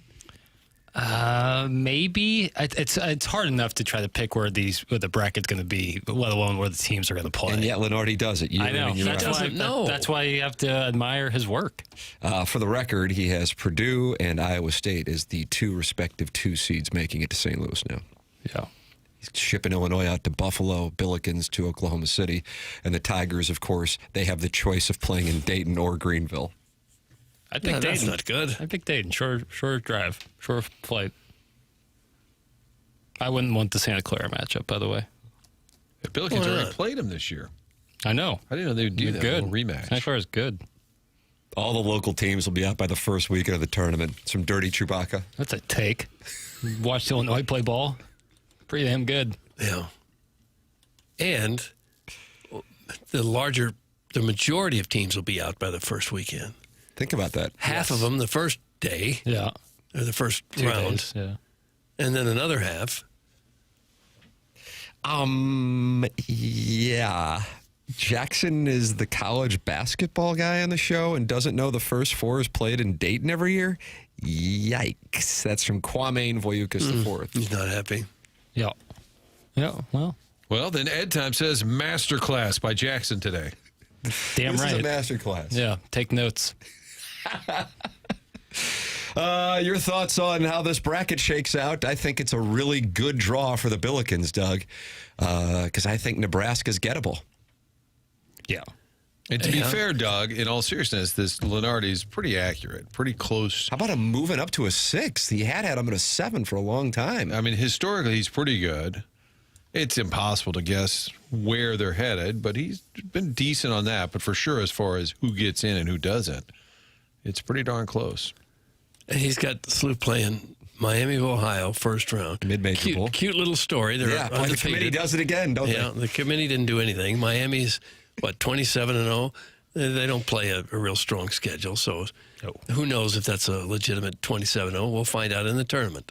But that also allows the tournament to get rid of at least one of them. The committee's done it again. Oh, it's so cute. Yeah, that's nice. You're in. Yeah, you're both in. Fine. Play each other, and then one of you can just get out. Yeah. And we can have an 8th place SEC team. You want to see Tigers. You want to see the Billikens put to the test. Should they get past Miami, Ohio, and Nebraska or Navy, Doug, then they would take on Kelvin Sampson and Houston. Oh, my. Well, they've lost 3 in a row. You want to talk about a matchup there, Papers. Yeah. It'd be a good ball game. Houston. Don't sleep on Houston. They're reeling right now, but they're still very, very good. If this Billiken team can just stay hot, they can win this baby. Yeah, keep it rolling. Doug, why so crabby this morning? That's from Car Wash Dave. Wasn't the light out? You had a light out today on the way here. That probably got you a little sideways. Yeah, that didn't help. Didn't help. Did not foresee Jackson being exposed as a poser on today's bingo card. Yikes. That's from Brian Henson, Doug. He is covering the Pacers. I love Brian Henson. Don't take the bait. Why didn't Jackson upload segment 4 yesterday? Eric in the Central West End. That's the bigger problem, really. Nonsense. James Carlton doesn't believe in nonsense. He believes in saving you money. Jamie Rivers made the switch. Brandon Kiley made the switch. And then little Jackie Papers made the switch. 314-961-4800. Go online at carltoninsurance.net. He's been my insurance agent since 2019. He's been a sponsor of the Tim McKernan Show podcast and TMA going back to nearly a decade. And just over the last few months, James, who's been doing this for 18 years, says, I've never seen auto insurance rates drop like I've seen here in this time period. So he's saving people money, and he can save you thousands. Go to carltoninsurance.net and think about it. A phone call that would take 3-4 minutes could wind up saving you and your family thousands of dollars on auto insurance. Make the phone call. It's worth it. 314-961-4800 to go online at carltoninsurance.net. I have to say that I'm intrigued. Jackson's gotten better at teasing on this polosplus.com dossier. Mad Dog Russo doesn't see anything inappropriate about Tony Clark sleeping with his sister-in-law is the audio. And I went to teasing camp, as you know, Martin, and so I'm trying to get better at teasing. We will have that audio for you on the other side of the break. This is The Morning After. It's presented to you by Brown and Crouppen on 101 ESPN.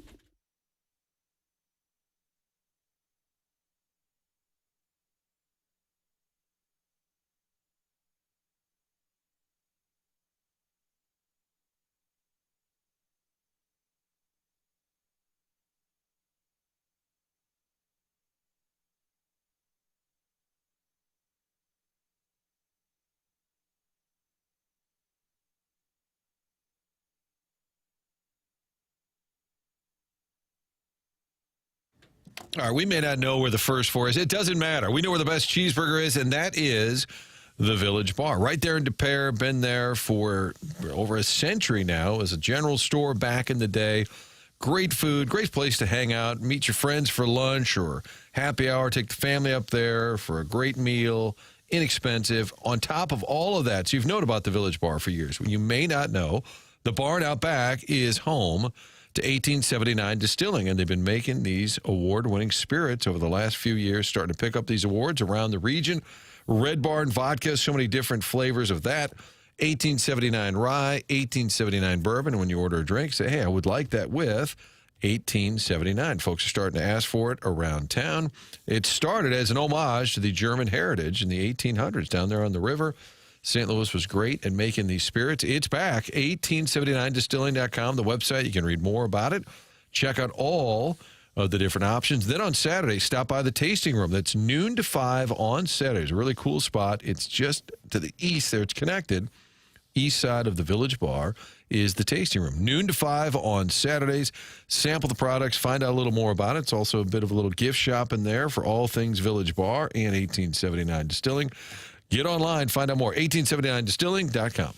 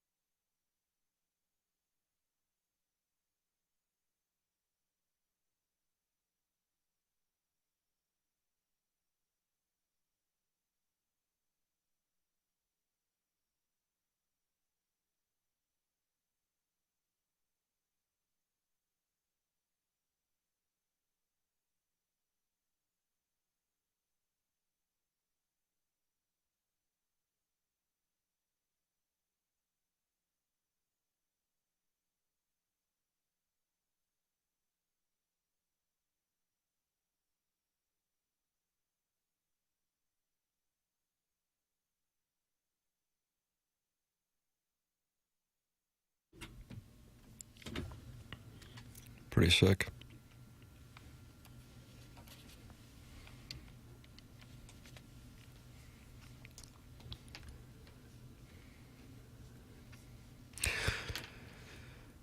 Papers, what do we have going on here?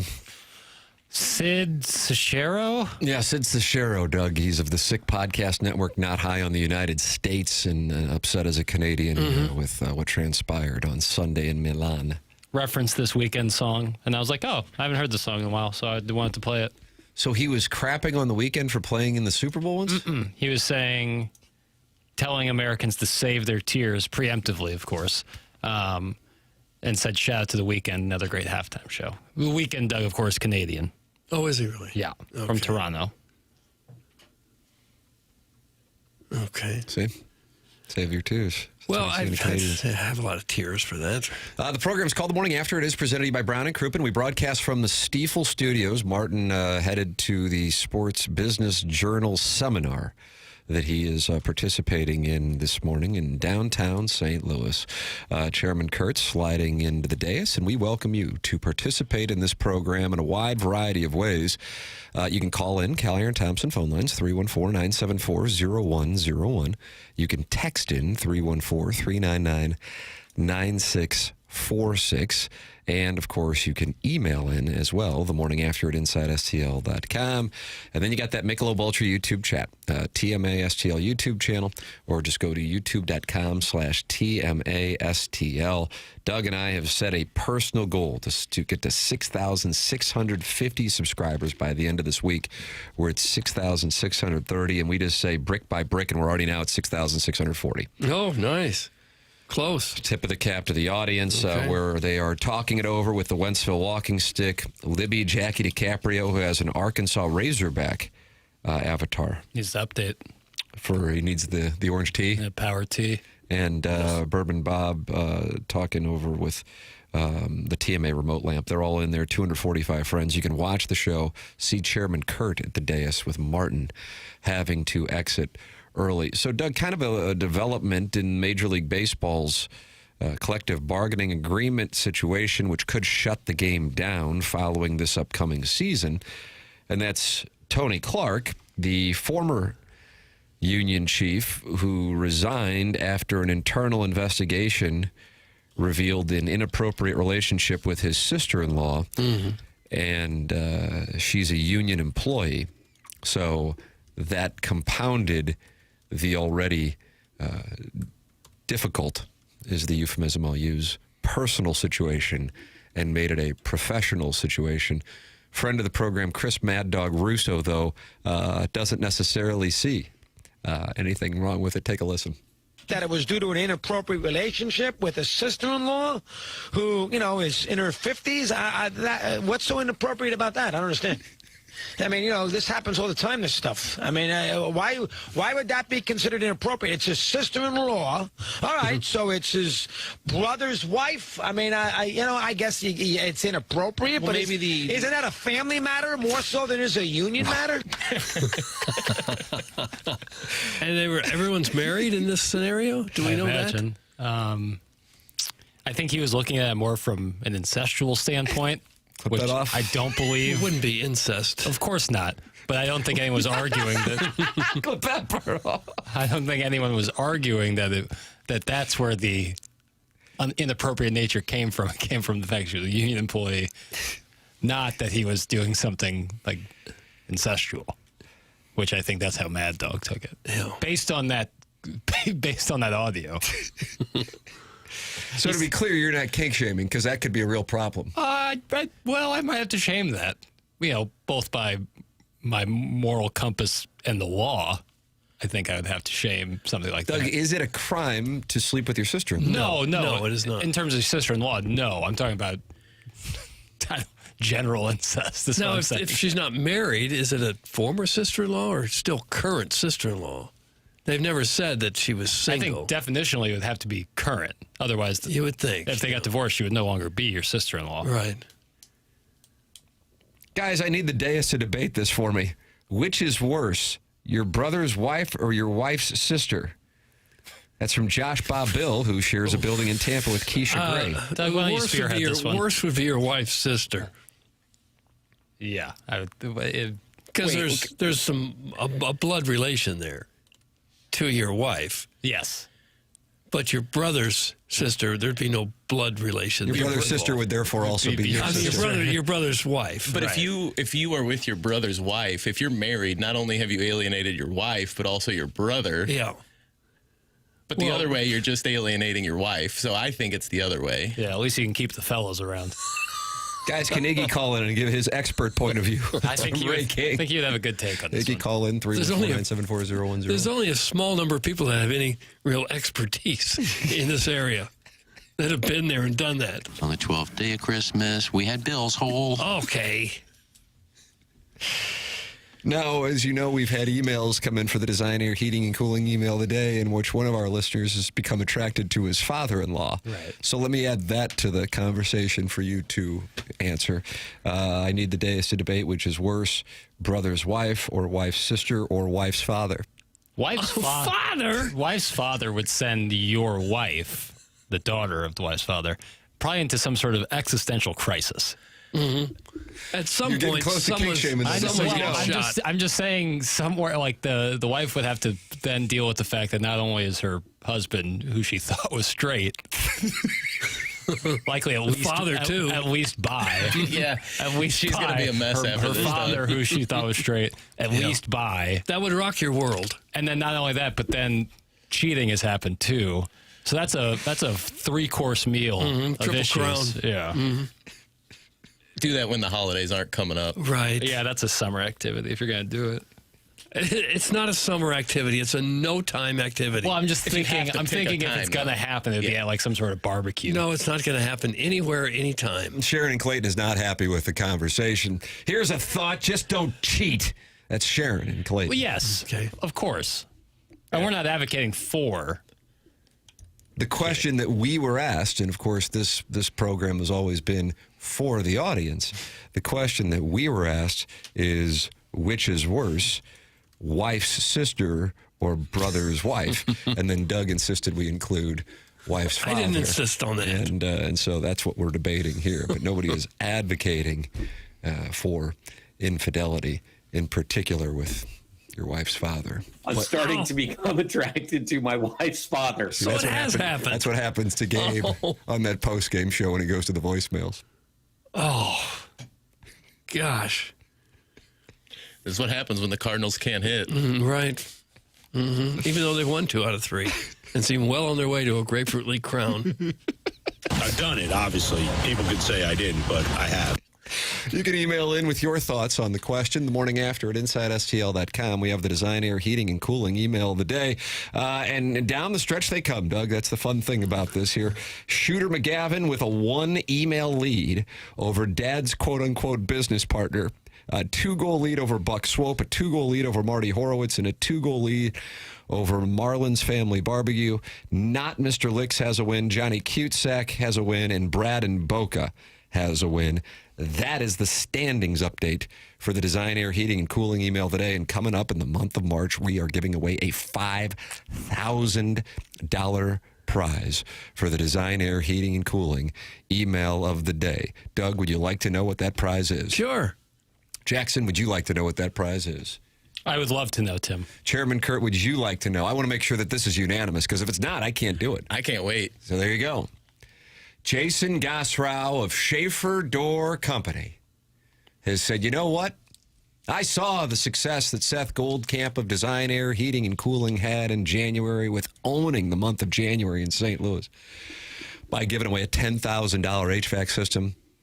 And I'd like to do the same thing with my business. Cut it out. Schaefer Door Company giving away a $5,000 brand new garage door update to the winner of the Design Air Heating and Cooling email today. Unbelievable. So if you win the email of the month standings in the month of March, Jason Gosrow and Schaefer Door Company say, how do you do? Here's a brand new garage door or 2 for you. Boy, wouldn't that be nice to have? You better believe it. Yeah. Emails will be coming in hot and heavy again. That's Schaefer Door, SCHAEFER door.com. Schaefer Door Company. Longtime TMA sponsor, Jason Gassrow, longtime TMA listener. He is the owner of Schaefer Door Company. And let me tell you, I want you to listen and listen good here. If I have a business and I want to own a month, I'm giving away some kind of prize tied to my business for the Email of the Month winner.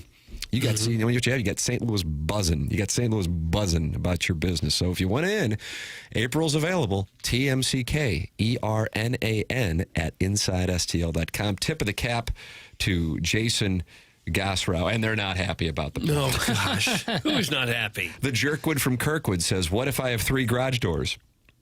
Well, then don't send in an email, and you won't have to worry about winning.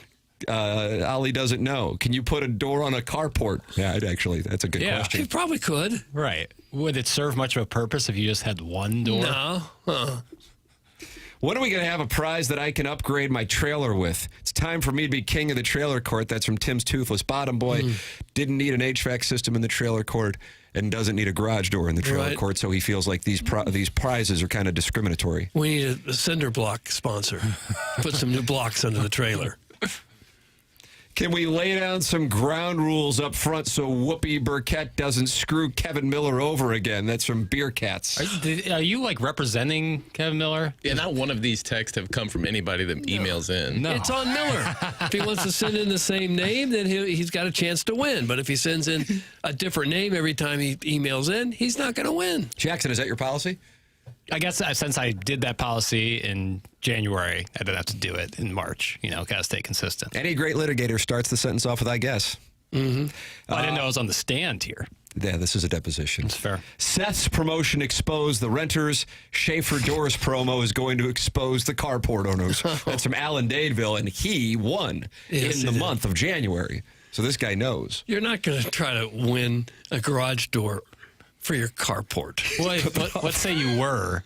Would you put the door on the front or just on the back just for aesthetic purposes? Because then you have half a garage there. Some carports already have a wall on the back. But that might be the wall of the house. Nice carport. Yeah, that might be the wall of the house. But it might just be a freestanding wall. It was Carport Village in Florida by our place this week. Yeah. A lot of carports. You got a lot of carports? We didn't even have one. When I dropped you off, I didn't see a carport. Oh, they were carports. Is that right? Yeah, they were carports. Oh. I dropped Jackson off in the still of the night. It's true. It's true. Middle of the darkness. We are all Kevin Miller. That's from Big Tuft. Oh, my Lord.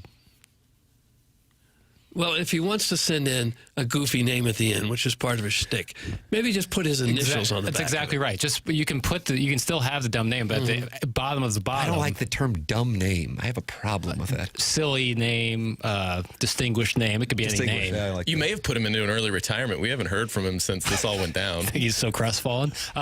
Then put your real name or whatever name you want to use for the entirety of the month to make it easier and then have no questions asked. What was his policy with the Emailer of the Year in 2022 with Ellen Foley's cast of characters? You're moving the goalpost, Jock. They call me Jock? Is that like a mean thing to say? I don't know. It sounds like I got burned by Potsy. What about Ralph Mouth?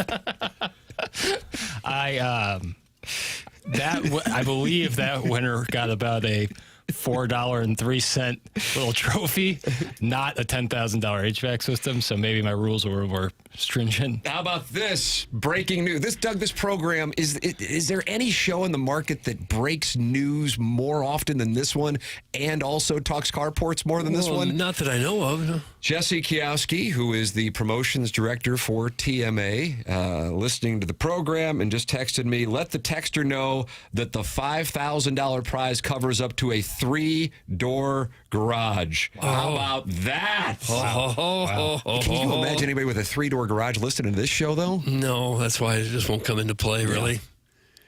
This is more of a carport audience. I don't know exactly what a single garage door costs. I'd be surprised if you could get 3 of them for $5,000, but maybe you can. It's a sweet prize, if you ask me.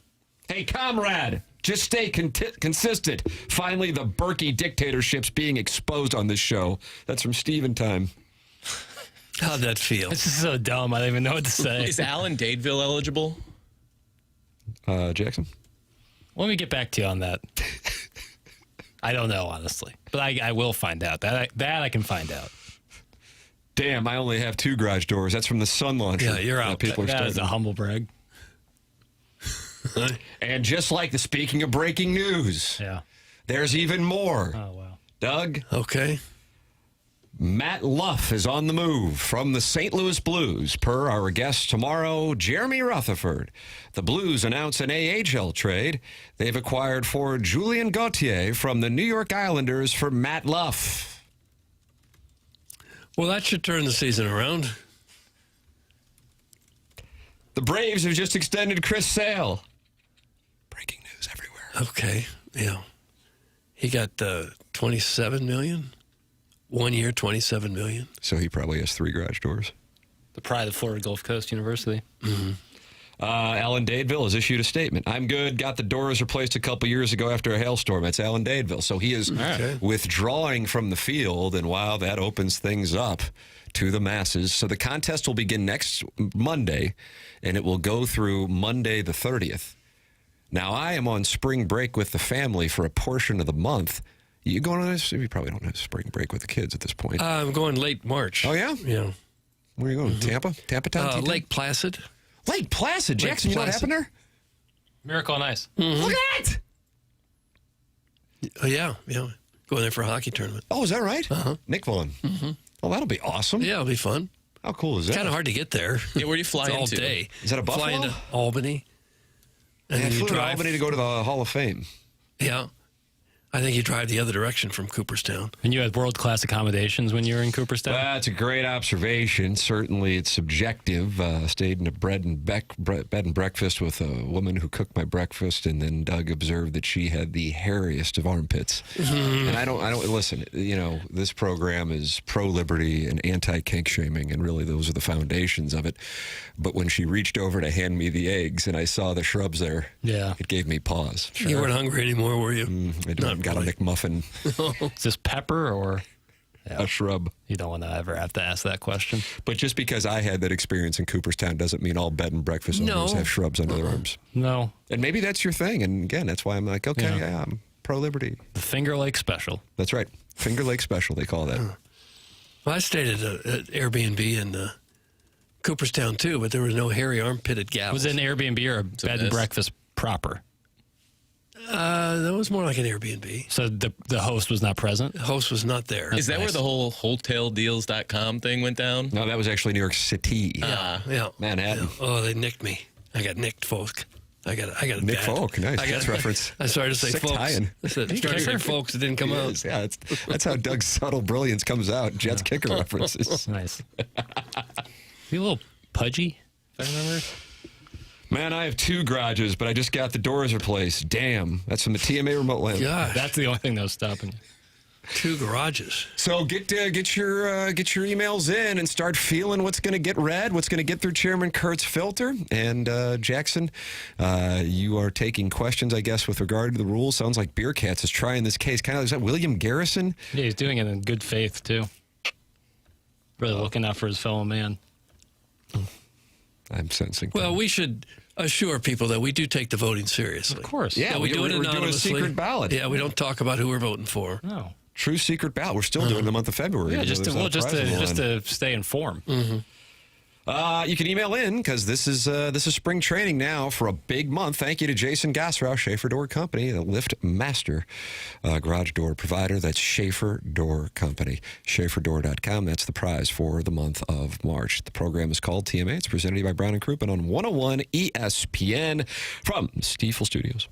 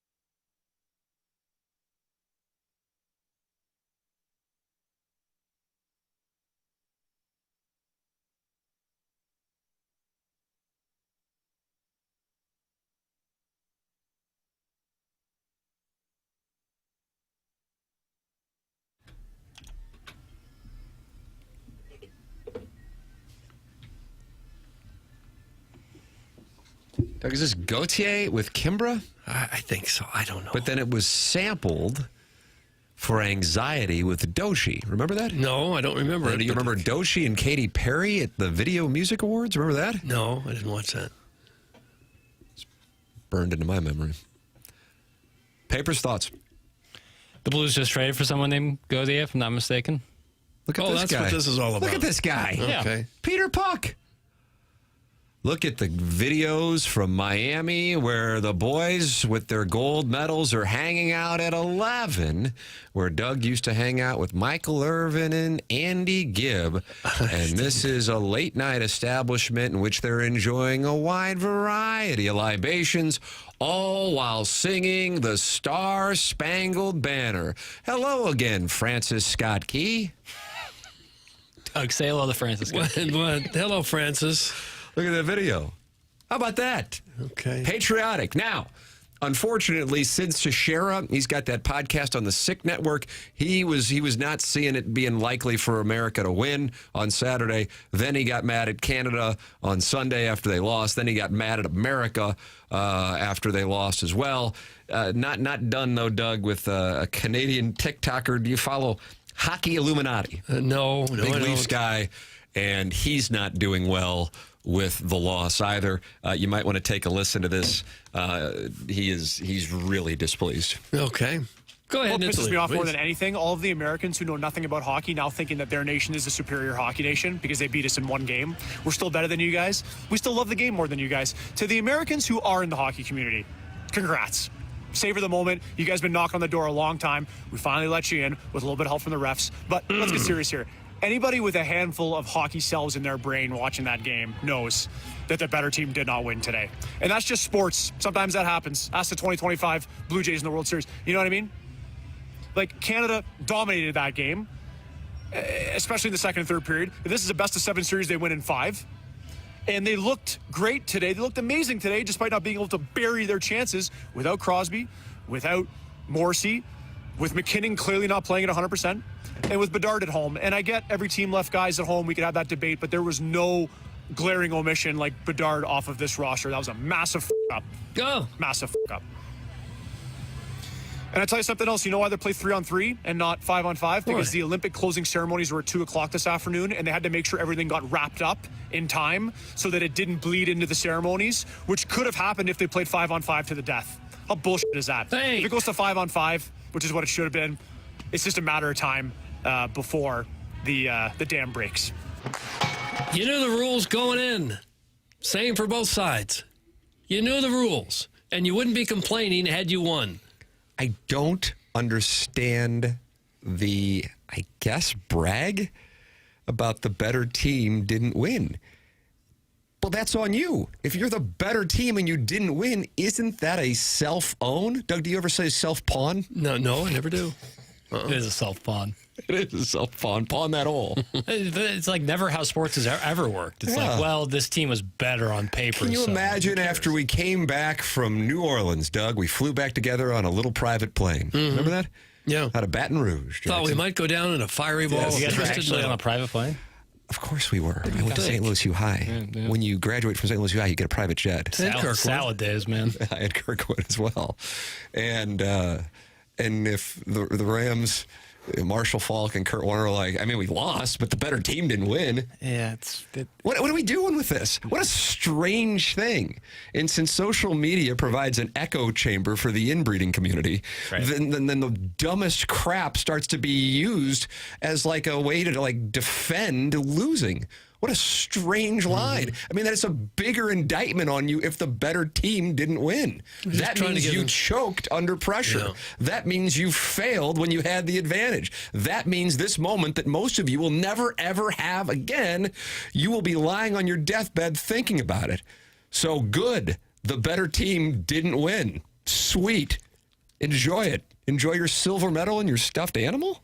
Oh, I don't think they like the stuffed animal that much. The plushie. I think they're just trying to give themselves some comfort is all. But it's a cell phone. Yeah. And this guy's yelling. Jackson says self-pawn? This guy's yelling at his phone in the woods about it. And he also doesn't like casual fans, people that get caught up into it. That's but if you want the game to grow, then you have to bring in the casuals. Like Jackson's obviously a casual college basketball fan. He didn't know that Dayton was the side of the first Clearly. floor.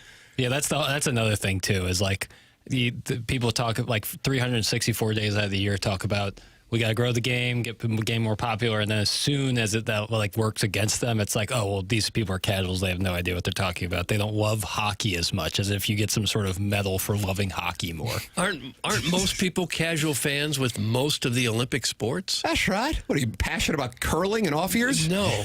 And I'm not allowed to get excited if a U.S. loser has a nice run? Yeah, that's right, because you're a casual luge guy. You're not in the trenches, literally.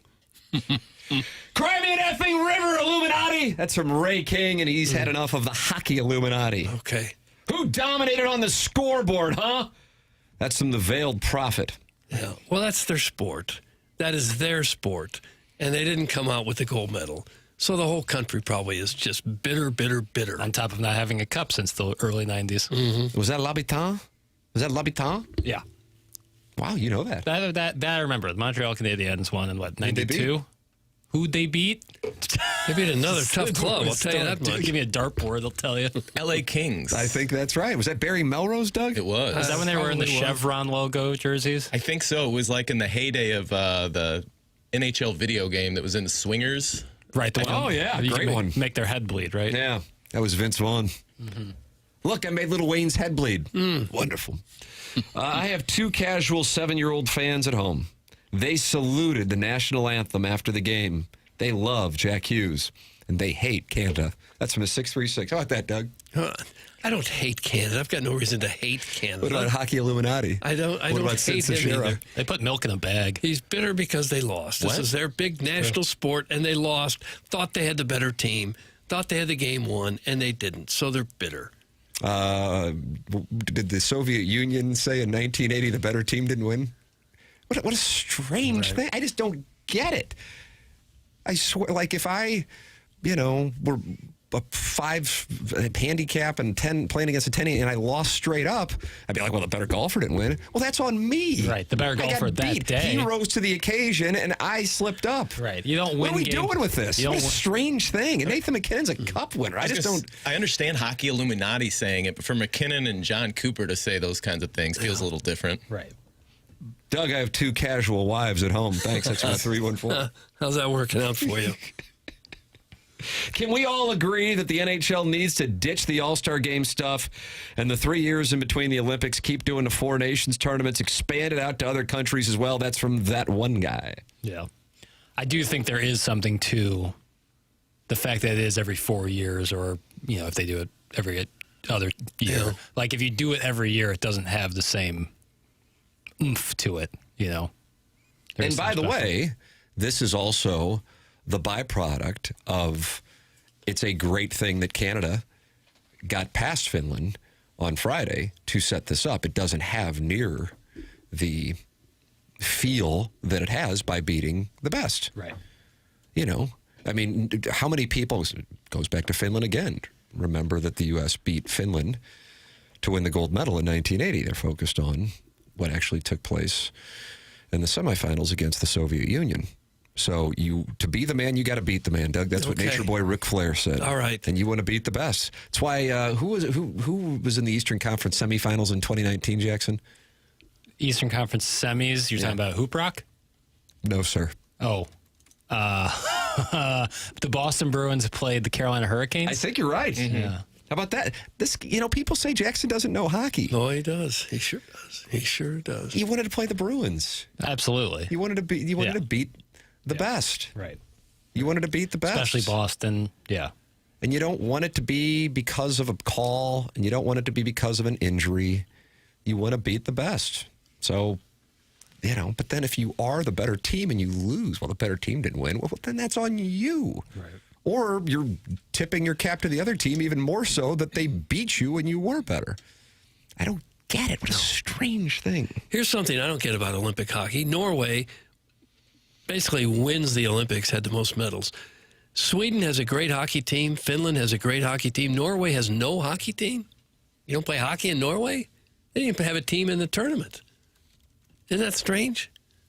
Wouldn't you think they'd be playing, if they're playing in Sweden and Finland, wouldn't you think Norway would also be a big hockey place? You would think. similar size countries. And they're right there next to each other. Yeah. You ever do any Scandinavian? No, but I think I'd fit in over there. Yeah, they'd think native boy. Yeah, they'd be like, oh, you must be from here. You're one of us. I don't eat that much. It's like me when I go to the St. Gabriel picnic wearing a tank top. Yeah, it seems like they eat a bunch of salted fish there. I'm not really into Lutefisk? that. Yeah, I'm not into that. But I would like to go. If you can send Jackson to Scandinavia, email me at tmckernan at InsideSTL.com. If you have something for questions from the audience, email me at tmckernan at InsideSTL.com. That's TMCKERNAN at InsideSTL.com. I just had the owner of a roofing company contact me. Sounds like he's interested in April. Nice. Doug, this is the move. This is the move. All Look right. at Seth Goldcamp. Yep. Pioneer. Seth Goldcamp is to St. Louis Sports Talk Radio what Lewis and Clark are to exploration. Think about that. Well, that's a big statement. But it looks like you can almost get your whole house fixed up if you just write clever emails. That's right. That's right. Roof, garage door, He's turned HVAC system. What else you need, buddy? Yeah. The arena of improvement. I like that. This program provides the arena of home improvement. That's right. Okay. The morning after at InsideSTL.com. That's how you can email in for our Design Air heating and cooling email today. Doug, you know anything about Design Air? Well, I do, and you should too, because everybody's going to need a nice HVAC system, and Design Air is right there to service yours or sell you a new one if you need that. They're not going to try to sell you a new one if you don't need it, because they'll get them fixed up real nice like. When it comes to heating and cooling, you got to trust the name that's been around longer than all of us, for sure. That's Design Air Heating and Cooling, proudly serving the area since 1904. More than a century of keeping homes comfortable and customers happy, and not just another HVAC company. Longest running sponsor on TMA. Seth Goldcamp, fourth-generation family member running that company, does a fantastic job. They believe in honest work. You're never going to be sold something that you don't need. Whether you're dealing with the St. Louis cold or the summer heat, they have got your back with dependable service and no pressure solutions. Visit designairservice.com. Schedule your service today. Design Air is comfort you can count on since 1904. Design Air brings the heat, and they do it with the handsome repairman. I don't know who you might get. The rugged Joe. Joey might come with him. Don't know. Dashing Steve. There's a bold and daring Adam.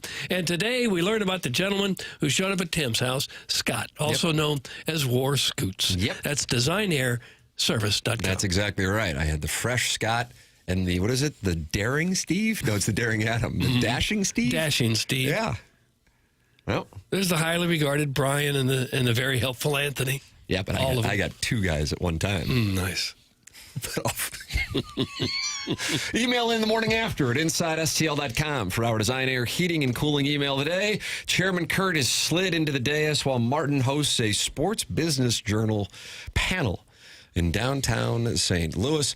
We'll have the Design Air heating and cooling email today coming up at approximately 9:45 on this presentation, and you can talk it over with other TMA listeners in the Michelob Ultra YouTube chat. 263 friends are in there, and we're trying to get to 6,650 subscribers on the TMA STL channel, brick by brick by brick, and we're at 6,640. Click subscribe, and that's where Jackson and I do the Tim McKernan Show podcast. Do you do Movie Boy on there? No. No? No, that's audio only, as Audio? of right now. Oh, but you and Gareth are making a push? We'll see. We'll see. We do it on Zoom, so it'd be easy to do. Yeah, exactly. Is But that StreamYard? this doesn't You go really- StreamYard? Is that your tech? No, just Zoom. Just a simple Zoom. StreamYard's kind of expensive. Yeah, but Movie Boy's worth it. I think so. It's bringing a lot of money, no doubt, isn't it? Yeah. Well, yeah. Yeah, of course. Without a doubt. Shout out to the Post. The Jeffco, Hunter, Don PP, it won't flush. They're all in there talking to each other, Doug, right now. His Just name, won't flush is so funny. his text name is It Won't Flush. It just won't Two flush. H's. There's a real finality to it. Like he's tried a lot. But it's not everything under the sun. And it just won't flush. That's who you can talk it over with when you go into the Michelob Ultra chat. That's 95 calories, 2.6 grams of carbohydrates. Michelob Ultra, long time morning after sponsor. The program's called TMA. Coming up, Bryce Harper was asked about the possibility of a salary cap, Doug, and it didn't go well. I wouldn't think so. We'll have that for you. It's TMA 101 ESPN.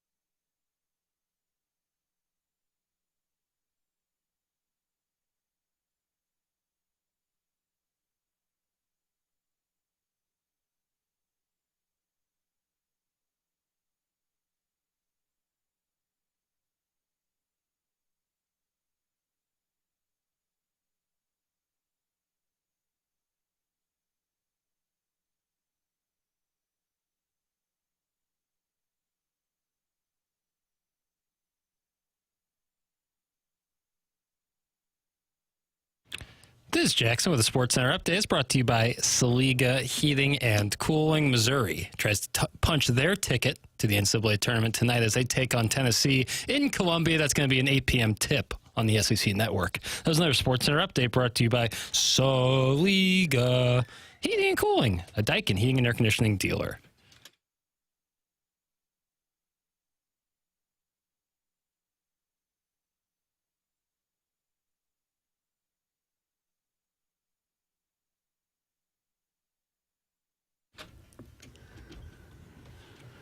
Yeah.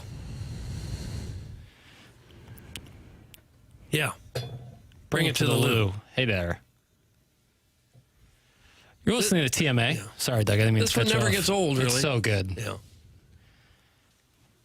We're in the Evergreen Wealth Strategies 9 o'clock hour. Shout out to Mark Hanna, TMA. Presented to you by Brian Crouppen. Look, Doug, to your left. You're right. My left, you're right. From Brian Crouppen, Brody Hermann. I saw him sitting over there. Hello, Brody.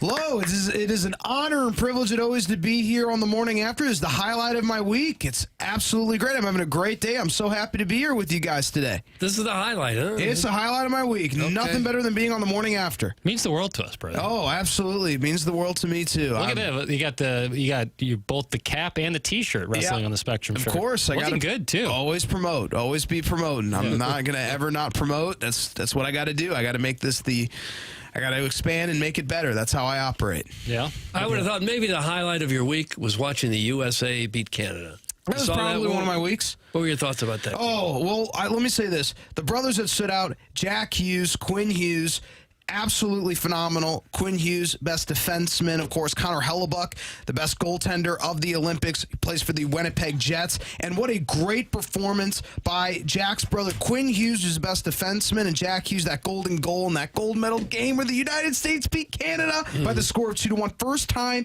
they have won a gold medal since 1980. For those who don't know, Miracle on Ice, same year, Soviet Union, when they beat the Soviet Union, and Finland in the gold medal game. Right. I love it. There's no doubt about it. I'm so excited. The Hughes brothers with the story, though, the Chuck brothers, native St. Louisans, Matthew and Brady, and of course Clayton Keller, of course, is also there. 2 or 3 actually.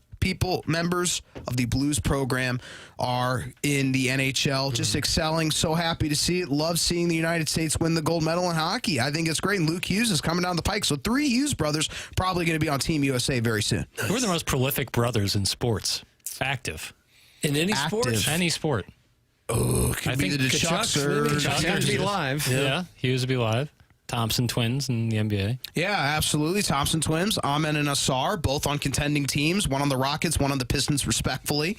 I mean, I think the Pistons have a better chance of getting to the finals than the Rockets do right now, but we'll see. Motorkid. Right, exactly. I think Cade Cunningham's just my MVP, top 3-point guard in the league. He's just unbelievable. I love watching that guy play. Doug, we brought up Cade Cunningham twice on this program today. Who would have thought? Didn't see it coming. Motorcade. I think 2 more would be great. Oh, no doubt. Yeah, I don't know if there'd be more prolific brothers. The Hugheses and the Kachucks, I guess. Yeah, it's about right. Oh, I think it's great. Now, Hughes scores a goal after getting his teeth knocked out. You think he could do that? Think it'd be tough enough to lose your front teeth and stay in the game, score the game winner? Probably, because you so much adrenaline going when you're playing hockey. How could you miss that? You kidding? You got the adrenaline going. Yeah. I mean, it's just, that's what you got. You got that adrenaline going. So I love it. I love hockey, love watching the Olympics. Did you play hockey in your youth? I did not play hockey. I did not play hockey in my youth. I could not skate. No, I could not skate. Did you play any sports at all?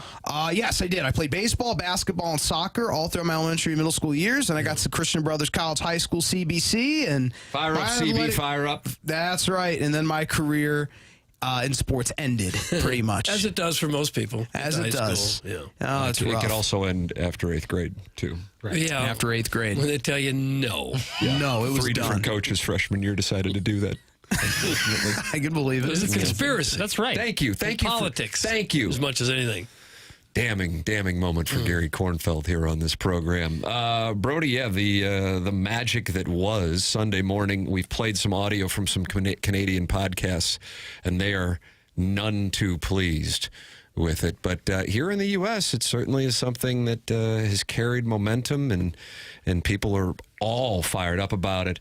Were you live? Were you watching it at home? Were you watching it at a cocktail lounge? No, I was watching it at home. That gold medal game right on TV. I was hoping we were going to score, and I was so nervous. I was nervous in overtime. I'm like, oh gosh, Connor McDavid's going to score. McKernan and McCarr. Biddington is going to be one of the only goaltenders in history to win the Olympics and World Cup with Dominik Hasek and Martin Brodeur, and he's going to win it. And I was so nervous. And then in the final this is like me doing bracketology. Yeah, like in the final minute, they're going in and they scored. And I'm like, thank goodness, because at least the United States won. I was very happy about it. So I loved what I was seeing. The team it's really like a brotherhood now. The United States men's hockey team, like a brotherhood, obviously. Coach Sullivan, who coaches the New York Rangers, did a great job leading this team. Very excited about the result and definitely made the Winter Olympics worth watching. It made it worth watching. Come on now. Doug, come on. Okay. You a Summer Olympics guy? I am. I like the Summer Olympics. I'm a basketball guy.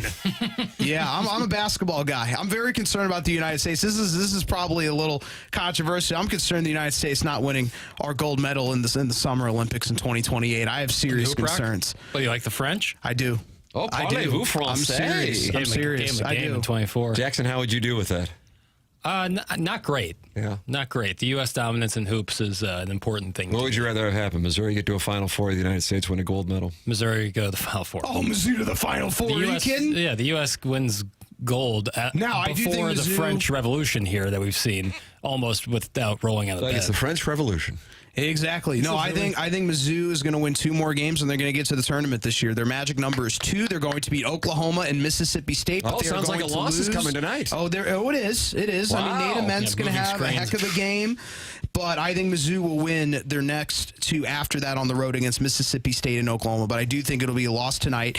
I think Mark Mitchell, who has improved, he is a first-team All-SEC guy. He's comparably a lot to Albert White. For those who don't know, they were both McDonald's All-Americans, both started at different schools, and Mitchell will lead them in scoring and assists and rebounds. And I think they just need more out of the center position. Sean Phillips needs to show up. I think if JP Estrella is in the game for Tennessee, which I think he will be. I think he'll be active. I think they realize the importance of this game. I think Tennessee wins in this battle tonight in a very close matchup. On the other side, though, I'm going to make Billikens fans happy. St. Louis University defeats Dayton and hands them their 10th loss of the season. The Billikens only. Wow. Oh, yeah. I know it's on the road, and they'll be down at halftime. Trust me on this. They're going to be down at halftime. Man, you got the game script here. Oh, no, they'll be down at halftime. But the Billikens, they are a second-half team. They beat you from both ends. They have guys that could drive it into the darn hole, and they got guys that can shoot threes. Oh, yeah. Are you kidding me? Amari Kotri, Dion Brown, they can drive it in the hole, and you got guys that can shoot. You've got Sharma. You've got Dunlap. You've got Trey Green. It's wonderful. They give you the entire Sunday, and we'll serve it to Dayton tonight. I know Dayton, Anthony Grant, has done a great job for the Dayton Flyers, without a doubt, and they've been one of the best teams in the Atlantic 10 over the last several years, and they may win in Dayton tonight, but I think the Billikens are going to edge out, and I think they win this one by 4. I think the Billikens. But that means Dayton covers. The number's 4.5, bro. Yeah, no, I do think that Dayton covers. I think Dayton covers. Okay. I think Dayton covers. It's going to be a close one. It's going to be close. It's not going to be an easy win. It's not going to be an easy win. But no such thing as easy wins on the road. No such thing as easy wins on the road. No such thing as that. Is right, Jackson. I love what the Billikens have this year. They need to play tougher on defense, though. I love Robbie Avila's hands, though. His upper body strength has greatly improved his leadership on the floor. It has helped the Billikens, and I think that the Billikens are not going to lose any more games in the Atlantic 10 this year. Rhode Island was just a hiccup. Maybe they lose one more, but I don't think they'll lose any more. Win the Atlantic 10 tournament, and I think they will make the NCAA tournament at around about a 7th seed. I think a 7th seed, right about where they're going to land. And maybe one higher, maybe one lower. I give it about a 6 or 8. Somewhere in that range there for the Billikens. Mizzou, maybe the same. They need 10 SEC wins. I think they achieved that. So the good news is Illinois, Mizzou, and SLU will all make the tournament this year. So for St. Louis college basketball fans, Tim was right that the best story in St. Louis sports, probably the Billikens. Well, it's been something else. It certainly has. It certainly has. Now, you have all this knowledge. You ever gamble on the games? No, I don't. I'm not a gambler. No, I gotta consume so much sports that I don't really have the time. I don't have the time. I watch so many games. I'm telling you. I mean, it's just there's a lot going on. I'm watching more hockey now than ever. I think the Blues need to sell desperately. I think they need to trade Justin Falk at the trade deadline, and I think they need to improve their team. I'm very disappointed by the Blues this season. You got Robert Thomas is injured right now. Dylan Holloway is injured right now. You got to sell. I think it starts with Justin Falk. I think you know, shop started with Matt Luff today. Yeah, it did. Already an NHL move this morning. Yeah, it did. But the NHL trade deadline is coming, and if you're the Blues, unfortunately, as I sadly predicted, I think they're going to be on the selling side, on this side of the fence. It's going to be a rough year for St. Louis sports. Cardinals are a fourth-place team in the Central, third-place team at best in the Central, unfortunately. And it's going to be a rough year for St. Louis sports when it comes to the Cardinals and the Blues. I love, the Cardinals are starting off their spring training. I hope you all had a lovely week in Jupiter because it's nice weather, and I'm sure a lot of the legends got to be there. I know you guys interviewed Ozzie Smith. He's a Hall of Famer. Yadier Molina back in spring training. So, a lot going on in Florida. I absolutely love it down there in Jupiter, and I hope the Cardinals are better than I'm predicting them to be. I think they will win 72-73 that games. Covers the over. Yep. Yeah, 69.5 right now, Brody. Yeah, I think they'll maybe get it slightly over, but I still think they're a fourth-place team. You got to remember, the Reds have a Hall of Fame manager in Terry Francona. They improved their team this offseason. They brought back Eugenio Suarez, had a little pop in that lineup. So the Pirates got better, too. They added some players. Yeah, but the Pirates are still the Pirates. I mean, I know they made a managerial change, and maybe that improves, but the Pirates are still the Pirates. I don't account them to be anything more than a bottom feeder in the National League Central. I mean, I think they're just a bottom feeder. I'm sorry. They're just a bottom feeder. Don't get mad at me. I'm just telling you, they got a little bit better. They signed some players. Does Marcelo Zuna warrant them to be a little better? Well, he was like the last guy they got. They got some other people, too, didn't they? They did, but I don't know if they got better. I wouldn't pitching, Doug? Well, they got better pitching than the Cardinals have, for sure. Yeah, no. Listen, Keller and Skeens are great. They're a great 1-2 punch. I hope Mitch Keller improves this year. I mean, they need something. I think the Pirates are still a bottom feeder in the division with the Cardinals. I think the Reds are middle of the road, and I think the Brewers and the Cubs are winning the division. I think the Dodgers are still the team to beat. You've got the Phillies, you've got the Mets, and you've got in the West, you've got the Giants, you've got the Padres coming. If the Diamondbacks are all healthy, Corbin Burns comes back, they can be a team a team to reckon with. So I think that's the problem in the National League. The Cardinals are just not there, and it's not going to be a good year. It's just not going to be a good year. I understand that. Listen, you're accounting for that Dusty May is going to be all the way healthy. Richard Fitz and Hunter Dobbins pan out. Can you believe that Matthew Liberatore is the opening day starter? No. Oh, that's our ace. That's our ace you're talking about. Big lefty. It's terrible. It's just absolutely terrible. And we got Palante and McGreevy, and maybe Graceffo pans out. Maybe wish upon a star. Gordon Graceffo somehow finds a magic formula for a protein shake that maybe improves something. I don't know. It's not going to be a good year. I like his windup. It's solid. It's great. And Dusty Blake hopefully can pitch him up and coach him up. I don't know. It's going to be rough. This is going to be a rough year for the Cardinals. I'm very upset about this, but you know what? It's all good. It's all good. I mean, we got college, but we got March. March will ease the pain a little bit. How about St. Louis City? You into soccer? I certainly am. I was very displeased by the draw this weekend to Charlotte. Though it was great to see Tim Ream back in town. About this. Yeah, it was great to see Tim Ream back in town, though. St. Dominic graduate. I'll give a hot take that Josh Sargent will not be on Team USA in the upcoming World Cup. He struggled in the friendlies. I'm very disappointed by Josh Sargent's performance. He has struggled when it really matters most, though Tim Ream will be there. He's a center back, a left-footed center back, and every team needs a left-footed center back. Tim Ream, native St. Louis and graduated from St. Dominic, and is now playing in the MLS for Charlotte. He went to St. Louis University. Big fan of Tim Ream, and I think that any team could value him. I love his veteran leadership, so he will be on Team USA. Josh Sargent will not, and I think that Team USA going into the World Cup, hopefully Italy qualifies. I don't know. They've missed the last two World Cups, so we will see, but I'm looking forward to the World Cup in 2026. Kansas City's going to have some games, so that is definitely going to be probably the biggest global sporting event in the world is going to be the FIFA World Cup in 2026. No doubt about that. I'm looking forward to it. I certainly am. City, I know they had one great year to start it off. They've struggled. They need something. I know Klaus is on Galaxy now, and hopefully the young man they just got from the Barcelona B team pans out. Mabake, I'm sorry. I am sorry that I mispronounced his name. I'm sure I butchered it. Falu Fall needs to pan out. They need a lot of guys to pan out on this team. They got a new sporting director, new head coach. They have a fresh coat of paint. They've got some new local cuisine in the stadium. So that may be the best part of the whole dang season is the new local cuisine in the stadium. So they got a fresh new coat of paint. And I'm looking forward to see what St. Louis City does this year. I hope it's better than what the Blues and the Cardinals have delivered us because that's been certainly. But what about the Battlehawks? You into that? Listen, I don't watch the Battlehawks very much. Okay. UFL, a lovely organization. Cacaw's the law. I hope the Battlehawks do well. I'm not going to be watching it because I got too many other sports to watch. And it's not entertaining enough, and you're footballed out. Nobody in the universe is asking for spring football. I don't get it. I don't get why people keep pushing spring football. I don't like it. We've got college football. We got the NFL. Everything needs an offseason. How can we miss you if you don't go away? That's a prominent phrase, and football just needs to go away for a little while. When it comes to football, I'm focused on the draft. I want to see the Chiefs draft my guy Jeremiah Love. I want to see Jeremiah Love in the top 10 picks. I want to see it happen. I'm focused on the NFL draft and the NFL free agent signing period. Where is Jalen Phillips going to go? Is George Pickens going to remain with the Cowboys? Are the Bengals going to franchise tag Trey Hendrickson? Is Tyreek Hill going to return to the Chiefs? There's so many storylines in NFL free agency. I can't crowd my mind up with this UFL Battlehawk stuff. No, it's okay, Doug. It's all good. It's all good. Cacaw is the law.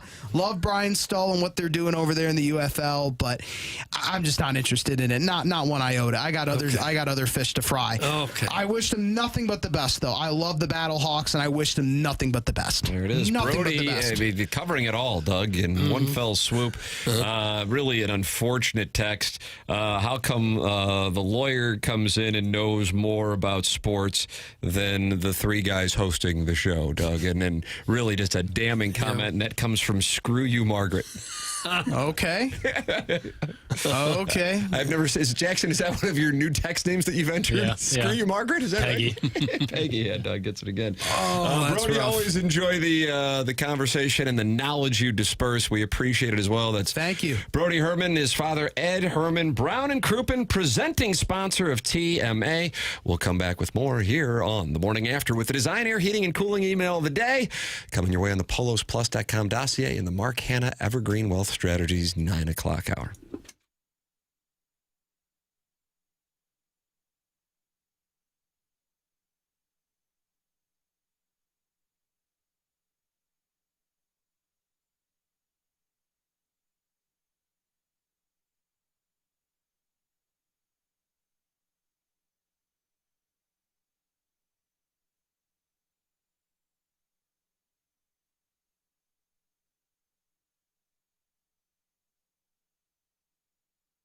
Michaels has been family and locally owned over 30 years now, online at igotfloor.com. You can go to igotfloor.com, and you're going to get 3 samples free from Proximity Mills. Michaels Passions Flooring, when you order from him, he wants you to have the best experience for the best price. Just come in, talk to them. You're going to see the difference. They want to make sure they suggest the best thing for you and not pushing what corporate is telling them they have too much of. There is a reason he's continued to grow throughout 31 years. Employees love working for him as they feel like family, and he makes sure they're taken care of, and this then rubs off to the families buying the product as they know they have the best interests of the buyers. They have it all. They have so many varieties of all flooring and have 3 easy-to-get-to locations in St. Louis. They are in Creve Coeur. They are in Garden Prairie, and they are in St. Peter's. Come see why people are loving getting floored by Michael, and make sure you visit igotfloored.com.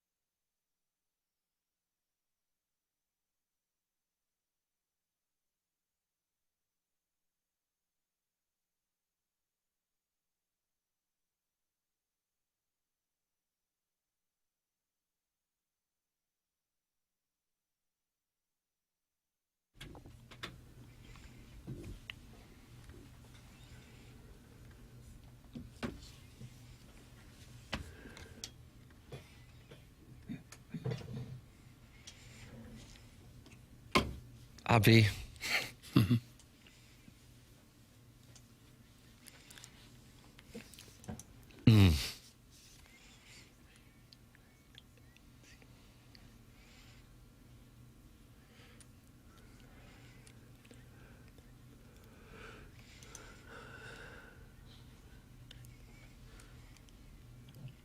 Doug, screw you, Margaret's back. Okay. Screw you, Margaret wrote in the previous segment in the Air Comfort Service text inbox. I love how the lawyer comes on the show and talks more sports than the guys that get paid to host the show. That was sent at 9:26. But then at 9:40, screw you, Margaret, who I assume is a lady, wrote, I still love you guys, though. Well, that helps. She came around. That helps. Okay. All right. Yeah. Tell me why it's 9:30 a.m. and we don't have a podcast uploaded for the first hour that ended an hour and a half ago. That's from First Coast Productions. You guys owe him an explanation. I'm not getting into this. It's up. So you're saying that's a false accusation? I mean, it may not be up on their device yet, but it is live and posted, and it was like an hour, 15-minute first hour. It takes a little bit, so just go away. You're not happy with him? Showing people my stuff. It's kind of naughty. These people just demand that the podcast be uploaded almost immediately. Which it is. The moment that I can get it up, I hit get it up. Yeah. And they're still not pleased.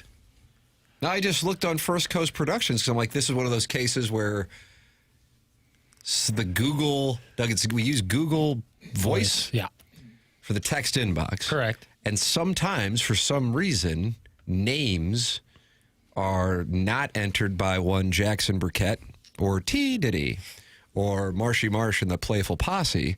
They just show up automatically. Because you're using your Google account. Got it. Yeah.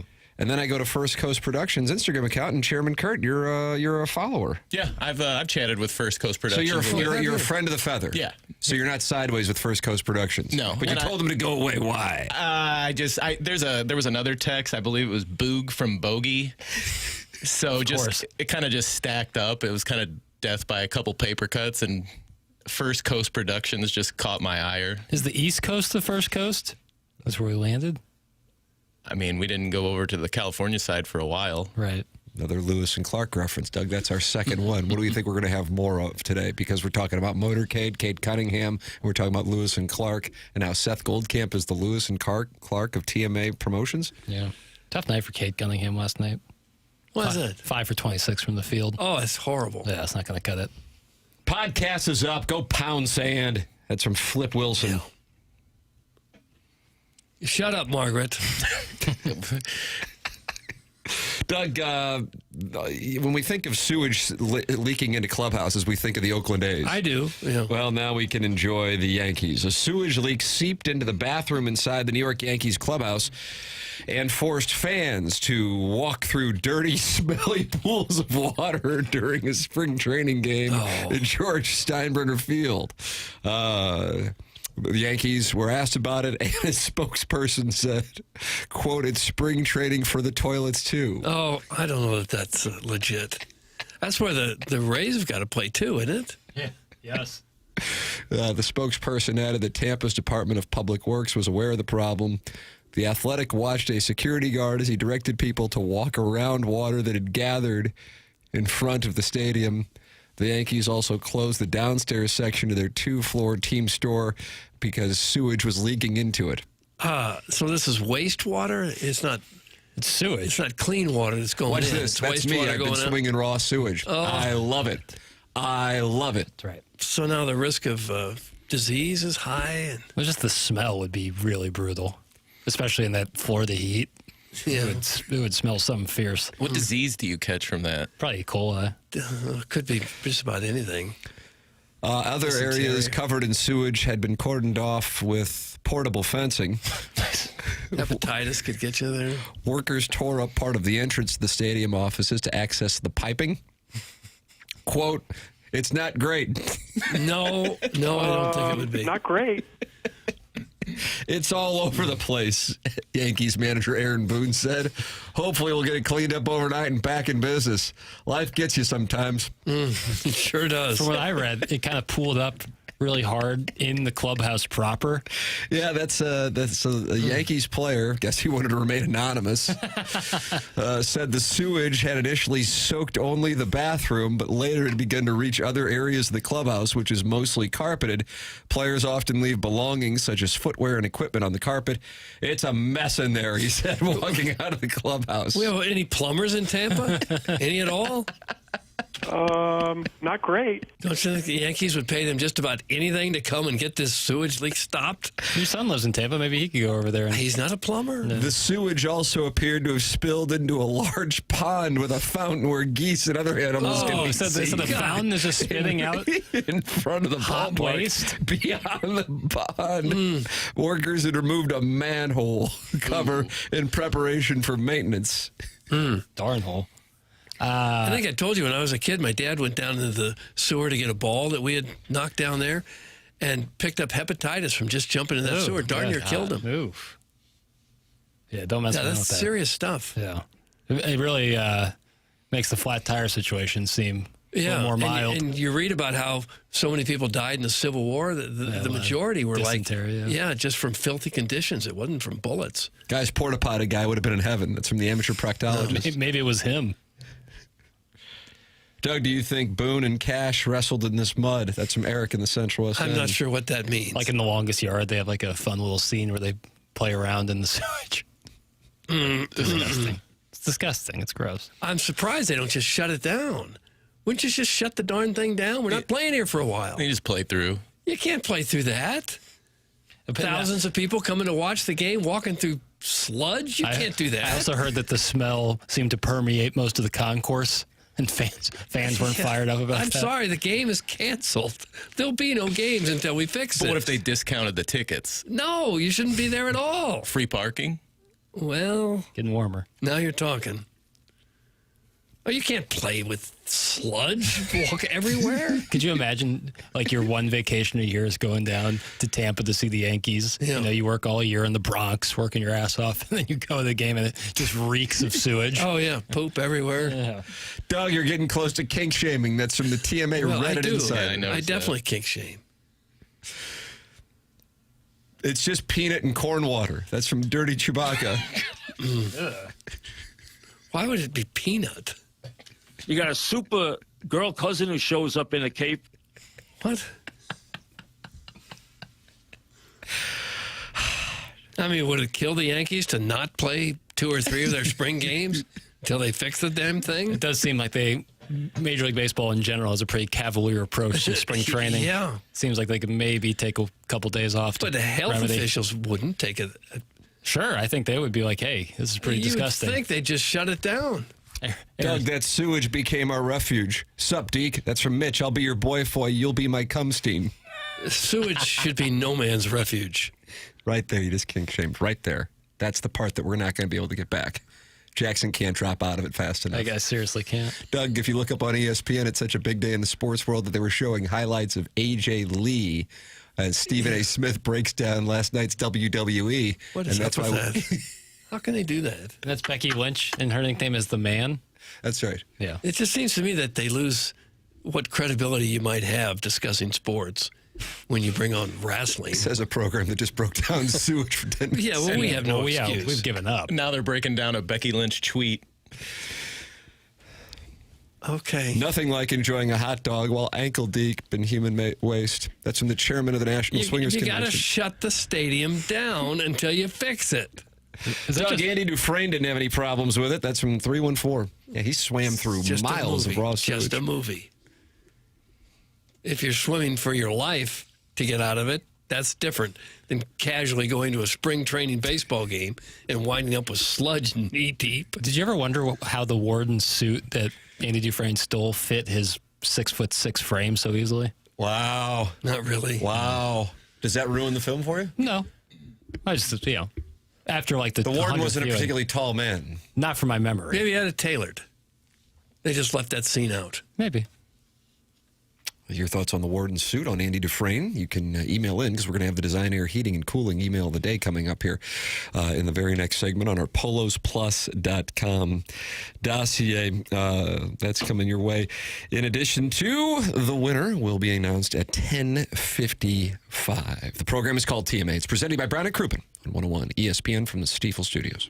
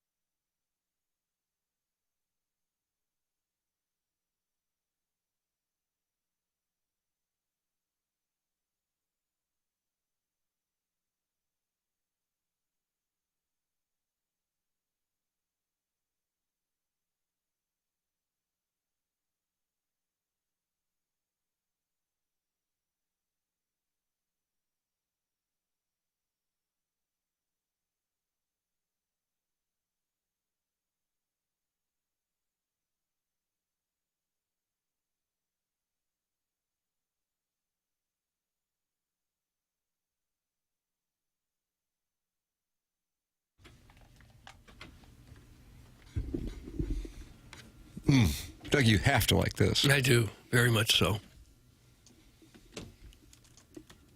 Yakety little sacks.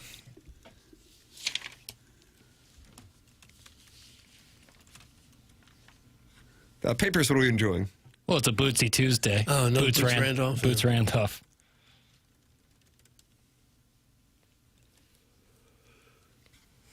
So good. From the 636, how often do you look at a man's shoes? Semi-often. All right. Yeah, I like sneakers and footwear in general. And you look to see what other men are wearing? Sure. Okay. I've always liked sneakers. I almost never notice what shoes another guy's wearing. I don't judge them based off their footwear, but I'm just curious generally. Okay. Well, all right then. I can't tell you how much I'm enjoying this. It's really good. Boots Randolph. You know what else is really good? What? Jason Gosrow of Schaefer Door Company saying, I'll see what Seth Goldcamp did in the month of January. And you know what I want to do in the month of March? I'm going to give away a monster prize, and that's what we're going to start doing here on March 2nd for the month of March.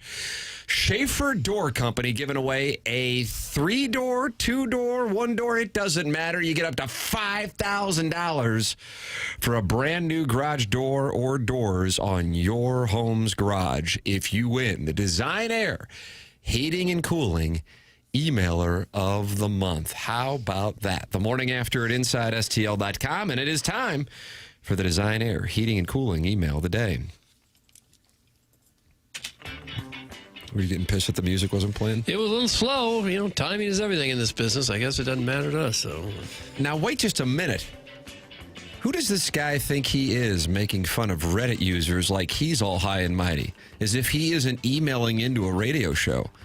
Yeah, I'm emailing, but I'm a self-admitted loser, and I have nothing better to do than send something in and casually sexually harass Doug. Hey, Dougie. There's a smiling wink face emoji. I don't know if you want to respond. That's the end of it? No, there's more, but I didn't know if you wanted to respond. No, I don't want to respond to that nonsense. Where can you find all the adult content and sexual depravity that you can find on Reddit? I know Tim appreciates good content, and I know this show never kink shames, ever. And after you get done with the business, you head on over to the TMA subreddit to see people who hate listen to Tim or claim they are a former listener but continue to be obsessed with the show. Leave those guys alone. They've got literally nothing else in their lives but to hate listen and hate post about TMA. And when you get done with Jack's Magic Beanstalk, Tall Tommy, Mr. Mortis Rigor Mortis, and Pedro, R.I.P. to James Vanderbeek, you need to see what the people think about this here fine radio program. Leave them alone, damn it. That's from Marlin's Family Barbecue. Marlin's Family Barbecue. And Doug, did you see that Iggy has been banned from the Reddit? I did not see that. What did he write to get banned? Jackson? No idea. No idea. This might as well be the Bermuda Triangle. To further the conversation on incest, I would like to say that from personal experience that sleeping with your half-sister is in fact still a crime, but you only have to serve half the sentence. All in all, still not really worth it. That's from the Tin Man. It's a nice bit of information. Tin Man. $10,000 HVAC. $5,000 garage door. When are we going to get something that feels like it's a prize for the people? Something classy like a limo ride. East St. Louis's premier luxury establishment, the Larry Flynn Hustler Club. That's a prize, boys. Or a 6-game ticket pack to watch the baby birds from the bleachers. Or a steak dinner with the host of your choice. I picked Jackson so I can listen to him spout his elitist silver spoon sports opinions whilst toasting a smooth Malbec and secretly wanting for the roofies to kick in. Yeah. God. That's not how you Doug, spell how do you that. spell roofies? I don't know how. That's what threw me off. I was thinking we were talking about potato chips. Roofies. That's what I would think. Not to mention I'm a Syrah guy. Clip that off. Yep, there's the rub. Once you start the prize train, it's hard to get off. We just want more and more. Let me know when that roofing company sponsor signs on. I've got some missing shingles, and I'm playing for keeps on that one. That's from Bro Fallon. Missing Bro Fallon. You know, you talk about the tournament and you talk about Illinois, who lost to UCLA on Saturday, when Don Mattingly said it made him think that Tyus Edney was in that body and running around the length of the court in 4.9 seconds for the game-winning layup. And you talk about Missouri, who are fighting to get into play-in games that Norman Pale refuses to acknowledge are play-in games. They're not. And somehow, Field of 68. And somehow did not know the play-in games are always played in Dayton. Is that a new report? No. In fact, Dayton's been hosting the play-in game since 2001, rebranded the first four in 2011. You'd think self-proclaimed ball knowers who want to pretend these games are part of the NCAA tournament proper would at least know that. And you talk about Miami, Ohio, which Libby Jack considers the worst school in America. And they're trying to stay undefeated tonight at Eastern Michigan.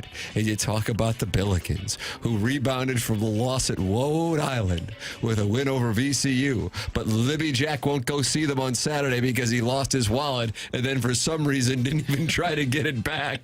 And what's the media in this town talking about? Whether it's worse to sleep with your brother's wife or your wife's sister. Oh, what a tangled web we weave. Doug, that's Buck Swope, DBA, the recessed lady's breast. Mm-hmm. I knew it was Buck. I could tell by the writing style. Dear B&B Owners Kink Forum, I salivated, my mouth watering like I'd sucked on a now and later, and yawned. A fine stream of gleek coating whatever. Gleek. I just read what's in the prompter. Gleek coating whatever my lips will inevitably absorb. Our new guest, Tim, arrived as I told him to come, but he was already there. I grew my armpit hairs extra long for him, removing the corn rolls the day before. Ew. I shaved the tips about 1/4 inch and ground them into a fine black powder. I wore my sleeveless blouse to reveal my armpit handiwork to my muse, my Tim. All right. Edward Scissorhands would have been proud of my pitscaping. No. I saw Tim gaze longingly at them as I served him eggs. You want pepper? I asked him. Yes, please, he replied, trying to look away. I handed him the pepper and watched as my powdered pit clippings cascaded. Pit clippings? I hope to have Tim again. That's from Dan. Dan. He's new. His name's in the subject line. Oh, I'm sorry. I apologize. Yeah. Oh, we too low. It sounds like Dan to me. Yeah, we're just going to go by Dan. Yeah. Good email, Dan. I love seeing patriotism oozing out of the orifices across this great nation. Winning the hockey gold helped, but it really started a week earlier. I was at the Barnhart rink watching my son's U8 team play against their rivals from Pine Lawn. It was the NBA All-Star Weekend, and parents in the stands were glued to their phones rather than watching their kids. When the cheer went up, the kids interrupted play for a wild celebration, knowing that either the U.S. Stars or U.S. Stripes had won because there were inexplicably 3 teams in the All-Star game. Logistics be damned. It was nearly mathematically impossible for them all to go 1-1. You can't tell me that the success didn't inspire those ice hockey rink players to beat America's top hat. That's from Shooter McGavin, the vice president of Summertime Charcuterie Boards, to launch in-law relationships. Shooter McGavin. Good morning, fellow Mizzou fans. And a Texas-sized suck it to the crybaby Billiken fans. J.J. Weatherholt looks crazy comfortable in the box, kind of like Iggy in a cuck chair. His defense and base running needs a little work, though, kind of like Chairman's non-existent dating game. The Blues made a trade and the Doggies had a season opener. I couldn't care less about either. Kind of like Doug's opinion of the Epstein files. All right, that's all for now. Peace. That's from Nathan from DeVille. It seems like 4 different incomplete emails. Yeah, weird. Nathan from DeVille. I will be giving away tickets to the first 4 in Checks Notes Greensburg via my Whisper page. Wow, what a prize. To enter, swing by youtube.com/ASMR Rapunzel 34M-7. Drop us a like and tickle that bell with your cursor and then shoot me $50. Venmo me in $75 increments for additional entries. Clip, snip, sploosh. I'm back, bitches. Thanks, and Anyong. That's from number one Asian intern Brian Henshin, noted fan of Mr. Tim's. Brian Hinchin. Anyong. Hey, Doug. I hope you washed your hands after ringing the gong this morning. That mallet has seen some things. Kurt knows what's up. Wink. Thanks. That's from number one Asian intern Brian Henshin. Anyone in the market for some forever stamps? And that's who we have for the Design Air Heating and Cooling email of the day. We will announce the winner coming up at approximately 10:55. Really, really wonderful handiwork as people get ready for Jason Gosrow's Schaefer Door Company prize for the Design Air Heating and Cooling email of the month. In the month of March, it all begins on March 2nd. But then I'm gone. Doug, is it the 12th to the 23rd? I don't know when you're going. Back down to Jupetown. Okay. You're going to Lake Placid. Papers, where are you going? You go to spring break? Nope. No spring break? No spring break. Interesting. Nose to the grindstone. Where? I'm no longer in school, you know. I haven't graduated. It's fair. That's why you're on spring break. Right. Until you graduate. Good reason you can not still to go on spring graduate. break. Thank you very much. Take a break, come back with more TMA. This is 101 ESPN.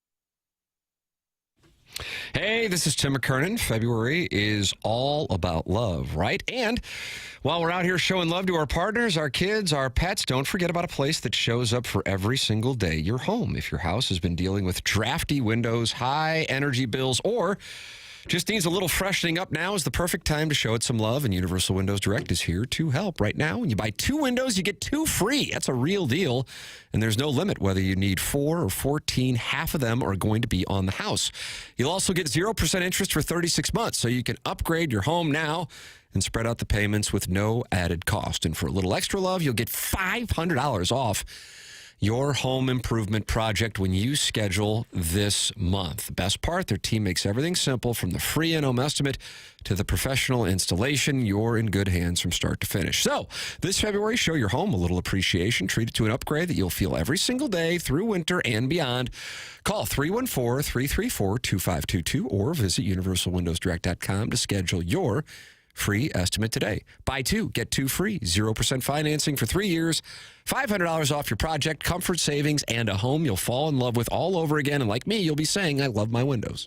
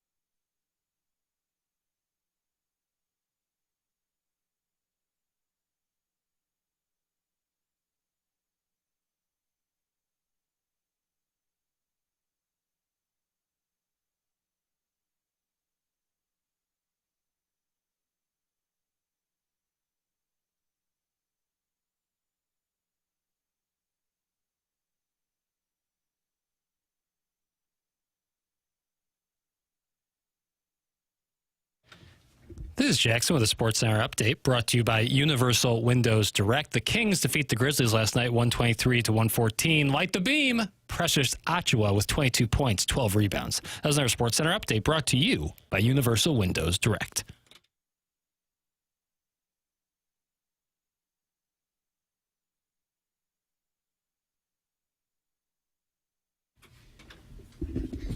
It's nonstop Boots Randolph now, Doug. Yeah, Bootsy.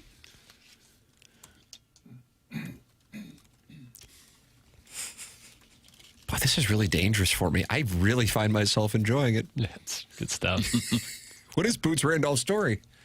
They're very famous for the song Yakety Sax, which was used for the Benny Hill theme. Oh, yeah. And so he just carved a little career as a sax man after that. Is he still with us? No, I don't believe so. But his spirit lives on through this program. He died in 2007 at the age of 80, so pretty full life. This is the Morning After. The program presented to you by Brown and Crouppen, the 10 o'clock hour, presented to you by Design Air Heating and Cooling, sponsor of the Email of the Day, and we will be announcing the winner of the Email of the Day coming up at about 10:55. Doug, you know who's enjoying Major League Baseball leaving ESPN? Two places are. The WNBA. Actually, yes. Yeah. ESPN is now going to fill Sunday night programming with women's sports. Now, WNBA might not exist this year, though. Papers, you got an update on the Labor Day? It seems like from what I've read that they're actually getting pretty close to making a deal. So no Major League Baseball, so women's sports on Sunday nights, and then one other operation. Another women's sports? No.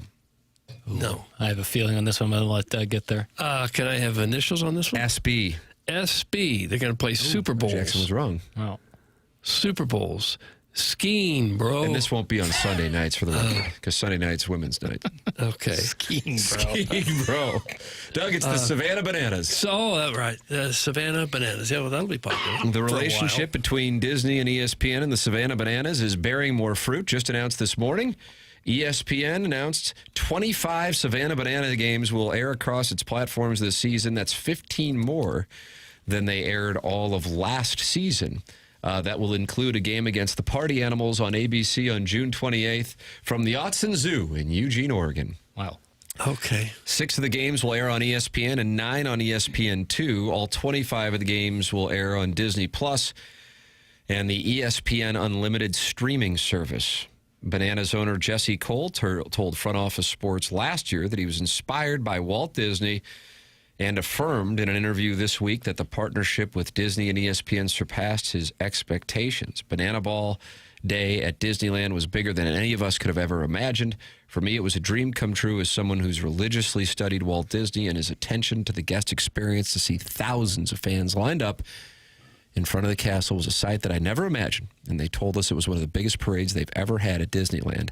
Last year, the 10 games on ESPN platforms averaged 502,000 viewers, and that's a 127% increase from the team's 7 appearances across ESPN and ESPN2 from 2022 through 2024.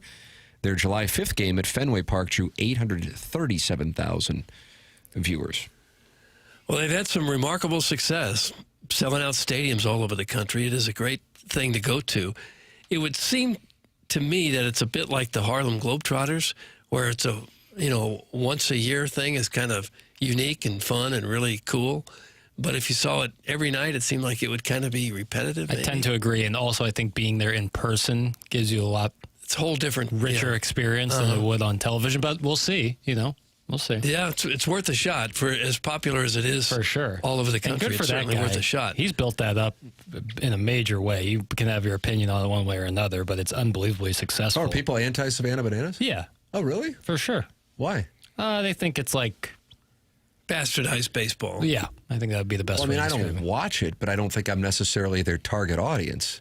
Right, exactly. And I think like what Doug said, like people think it's like making a big joke out of baseball and goofy and dumb. But isn't it for children? Yeah, I think predominantly. And women. Oh, is that right? Yeah. I mean, the guys are kind of jacked. They're out there shirtless, little seduction to it. They dance a little bit. Yeah. And they came along at the perfect time with kind of baseball kind of fading a little bit and the rise in TikTok. I think they kind of blew up on TikTok. I think it was just the perfect storm for I them. was learning about them when I was doing sport management classes about like game day experience stuff in 2018, 2019. Big Savannah Bananas discussions were had. So the league now has 6 teams. You know that? They've expanded. No. The Bananas, the Party Animals, the Firefighters, the Texas Tailgaters, the Loco Beach Coconuts, and the Indianapolis Clowns. Firefighters. Retention will cover that. Firefighters seems to be the name of the place there. That was the name of a barnstorming Negro League team, the Indianapolis Clowns. Would you like to issue an apology on Twitter via the Notes app? But the Firefighters? No, the Indianapolis Clowns. Okay. Apologize for both. Apologize for no. If I ever do a Notes app apology, if I ever do a Notes app apology, I better be sitting on an island somewhere with a lot of money. It just seems to me if you're watching a bunch of games on TV, isn't it all going to kind of look the same? Here comes the guy with the stilts. Oh, well, we saw him 2 days ago. Okay. So you're saying Stilts has a 24-hour? I just think that every now and then it's funny and different and entertaining. I've been walking in here on stilts every morning. I mean, they're lifts, but they're stiletto lifts. A stiff breeze, and this guy's ass over tea kettle. I just can't see it as being the type of sport that you're going to want to watch a lot of. Yeah. In small doses, it's entertaining and fun. But you say the same thing about wrestling, and look at that. Yeah, you're right about that. I don't get that either, so... Maybe we got the same thing. Maybe if you short a market, it's a market we should buy. Yeah. My favorite Savannah Bananas moment was when they had one of their players go on some morning show and he tried doing a backflip and he just absolutely eats it. Hard to like watch. straight onto his face. Yeah. I felt terrible, but also it's always funny to see someone fall. So you didn't really feel terrible then? Yeah, I guess I'll have to add to the Notes app apology. Well, the demand here was so great that they had to hold a lottery for the right to buy tickets. Clearly unbelievably popular. So that's what they're saying. The demand has reached a point where games that don't even feature the Savannah Bananas can sell out MLB stadiums, with the Party Animals playing at the ballparks of the Brewers, Tigers, and Guardians, and over 160,000 fans signed up to get tickets in Detroit. And when you look at each fan, you're expecting 4 tickets from each fan. So that's over 700,000 fans who want to see the game. And even on our newest teams, they've sold out everywhere they're going. At every Banana Ball show, you're going to get 10 to 15 things that we've never done before in front of a live crowd. That is from the owner. And the fans don't really have a rooting interest, right? They don't really care who wins the game. It's not at all about I'm a Party Animals guy personally. Oh, it's all right. I didn't know that. Yeah, got the jersey and everything. Navy hats? I think they were a kind of a homage to City SC. It's kind of a pinkish hue. Well, I said ish. Yeah. Ish. You know? City red. And when they were here, they brought out red. Wainwright one night to throw to pitch to a hitter. Cool. And Lance Lynn, too, right? Yeah. Mm-hmm. Isn't that saying something? The Cardinals were basically giving away free tickets last year and nobody wanted to go. That's from Tim's Toothless Bottom Boy. Yeah. One's a show and one's a baseball game. I would say that. I don't like the Bananas. It's too much like a musical. That's from the 573. See? Women and children. Well, if you're a real fan of baseball, I think you don't need this stuff. But if you're not really much of a fan of baseball, but think this is, a fun kind of circus atmosphere, then that's for you. Parent of young children. Yeah. Did you know that the St. Louis Steamers, I'm wearing a Steamers hoodie today, Doug. Oh, I see that. For the YouTube, and then I'll take my shirt off. Yeah, it's a 10 o'clock hour thing. You going to do some nudity today? Just topless. Okay. Yeah. I'm a father, man. I'm a father, and I'm a husband, brother. Yeah. And I'm a husband. It's in my Twitter bio, where I MF people. Believer. The St. Louis Steamers are credited with inventing the modern-day game day in-arena entertainment. Music, lights, fog, and announcers. That's in the 3 and 4. Is that true? The Steamers were I don't know. First ones to do that? I mean, hockey teams do that. Basketball teams do that all but over the the Steamers, country. according to this texture, were the first ones to do it. Maybe they were. I don't really remember that kind of stuff beforehand. What about turning the lights completely out in your dome stadium and then lighting the That's field what the on Rams fire? did. I was so afraid someone would get hurt running out on the field because they can't see anything. Starting at left tackle, Orlando Pace, look out! Hey, production staff. The NHL trade deadline is next week, but I guess we can discuss Savannah Bananas' ticket policy and the Houston Cougars' schedule and roster. That's from Harrison's brother, Matt. We talked about Luff. I even played the Gaudier song. What do you want? When Tim said Matt Luff, you could have given me 5 guesses. I didn't know what even sport we were talking about. 5,000 guesses. I didn't even know what sport we were talking about. That was the first time I had heard that name. Yeah. Hey, Tim, where can we find those scandalous pictures of your feet from spring training? Thanks. It's from Big Tough. Did those ever get out there and make the rounds? I think that's on my wife's phone. I felt violated when As I you woke up should. from that beach nap. Was it the top of your feet or the bottom? She put her feet on top of my feet and took a picture. I guess it was romantic. And yet they're being sold for $49.99 on OnlyFans. Interlocking toes. Yeah, Oh. that's hot. And again, we're not going to kink shame. That's what people like. No, good dexterity on the toes, man. The Flint Tropics revolutionized the stadium experience in the 1980s. That's from Starvin' Marvin. Damn right. That guy, Will Ferrell. Yeah. Oh. He was the owner, general manager, head coach, and starting power forward. Jackie Moon. Well, they probably do need something to shake it up at Busch Stadium a little bit. They're going to have to get more creative with what they do during the downtime there. Release the Hoosier. Release the Hoosier would be one obvious move. If the Bananas were in town and they came to you and said, Doug Vaughn, we know your history, Merrimack, Mizzou, taking Tom Seaver deep, would you take a celebrity at bat for us? Would you do it? Sure. Topless? Well, if the price is right. Nice. I like the way you're negotiating. Holy hell, Doug. Why do you hate fun? That's Sharon and Clayton. I don't hate fun. Just trying to figure out. They've unlocked something that has, created millions of fans around the country for this You're kind of getting baseball. owned right now. Charlie Marlowe, AI. We'll have the winner of the Design Air Heating and Cooling Email of the Day coming up at 10:55. BK and Ferrario coming up at 11 o'clock. We welcome you to participate in the program by texting in to the Air Comfort Service text inbox 314-399-9646. You're also welcome to call in the Callier and Thompson phone lines at 314-974-0101. And, of course, talk it over with other TMA listeners like Jerry Harrington? Yeah. Jerry Harrington's talking to Visit Pine Lawn right now in Nipper Middle School. With Knifer. I don't understand. Well, the name is not Niffer. The one by Middle the school, it's Knifer. The one by the Magic House? Yes. I always read this Nipper. Yeah, it's Nipper. It's not Nipper. Did you go there? No. Yeah, you're very defensive. Where'd you go to middle school? North Kirkwood Junior High. Home of the Fighting Shrubs. Everyone was a pioneer back then. Oh, is that right? They Yeah. didn't have like a breakdown? Well, No, do we was never also owned Rams all the way, though.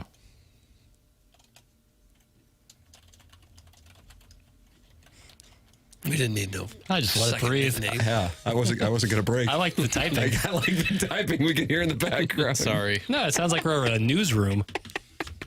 So that's what this is, basically. Yeah. Essentially, yeah. We Breaking broke stories. the Matt Loft trade by Ticker reading, tape flying around reading everywhere. JR's Twitter feed. Yeah, that's what we do. Dr. Brandon Pryor, what he does is he fixes your teeth at 100 West Dental on Manchester Road, and that is in Baldwin. Man, he saved the day for me. I am telling you, holy moly. When you look in the mirror and smile, what do you see? Jagged yellow teeth, grinding your teeth from stress, coffee habit that caught up to you. It's not just about vanity and looks. It's about looking and feeling your best with a healthy smile. Dr. Pryor at 100 West Dental is my guy. They do more than your typical dentist. They don't just clean teeth. 100 West Dental rebuilds smiles and confidence. You got worn teeth, chipped edges, gaps? Dr. Pryor handles the heavy lifting with veneers, bonding, and full mouth rehabs. So right now, they are offering complimentary consultations. If you're tired of the jagged look, go to 100westdental.com and book an in-person consult online or submit a virtual consultation request right from your phone. 100westdental.com. Stop smiling with your mouth closed in photos. Go see Dr. Pryor. The program's called TMA. It's presented by Brown and Crouppen on 101 ESPN from the Stiefel Studios.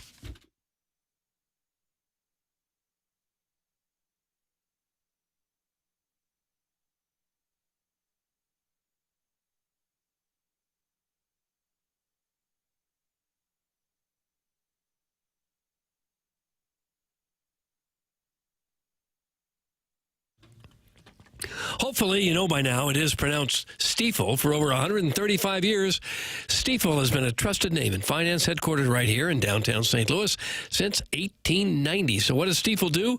Pretty much everything money-related, wealth management, check, banking through Stiefel Bank. Yep, own a business. They've got a full-service investment bank for that, too. Basically, if it involves finance, Stiefel has a solution for you.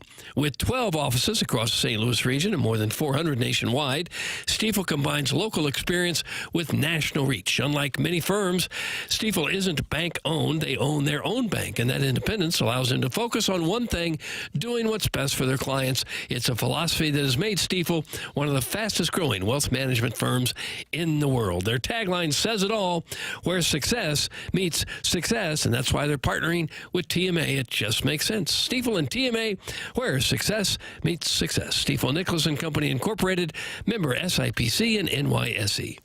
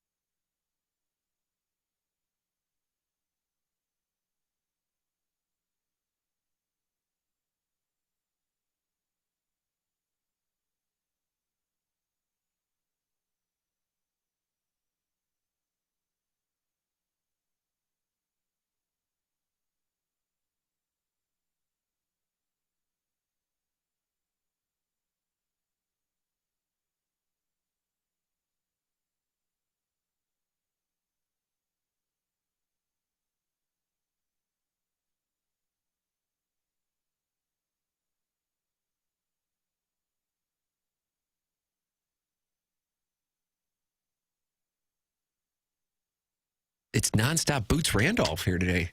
Boots Randolph Tuesdays on the Morning After 101 ESPN. Doug, you ever watch or listen to Bussin' with the Boys? I do not. No, but I guess I should. Jackson, you like it? I never listen. Chairman Kurt? I listen from time to time. It's not bad. If they got somebody on I'm interested in. What's your favorite podcast, bro? The Tim McKernan Show podcast. Oh, hell yeah. Brother. I deserve that. I deserve the going to fall over dead. What's your second favorite? Let me pull up my feed. Pardon My Take. I'm a Pardon My Take guy. PMT. SVP is phenomenal. I love SVP. I haven't listened to the one on the gold medal game yet. Can't wait. Recommended listening. Oh, you've already listened? Yeah, I listened this morning. God bless. Yeah, I'm looking forward to listening to that. Well, this podcast had Bryce Harper on as a guest. And he was asked about the possibility of a salary cap coming in Major League Baseball. Doug, if you remember, Rob Manfred visited the Phillies clubhouse last year, and Bryce politely told the commissioner to get the F out of here with your crap about the salary cap. But it was sweet. It was sweet how he said it. Here is what he had to say regarding a salary cap on Bussin' with the Boys. The pride of Bon Terre, Doug. Why don't you guys have a salary cap? That's kind of crazy. You're kind of the leader of it, too. It's just not going to happen. It's just not going to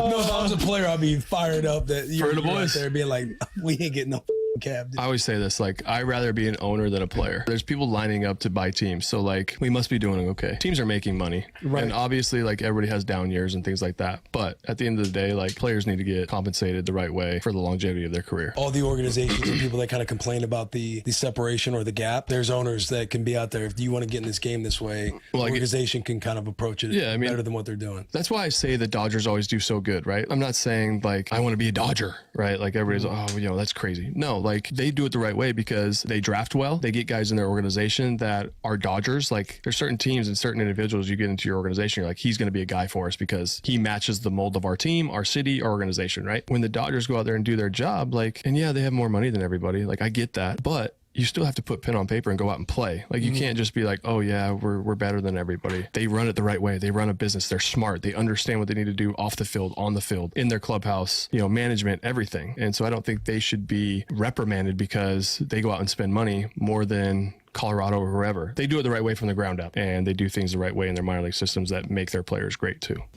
I'm not buying it. Not buying it. You don't want any part of what Bryce Harper's selling, huh? I think that he's a little biased there. There are other organizations that develop and draft great players too, but they can't afford to keep them. And then they wind up on teams like the Dodgers. He just kind of brushed over, yeah, they have more money than everybody else. No kidding.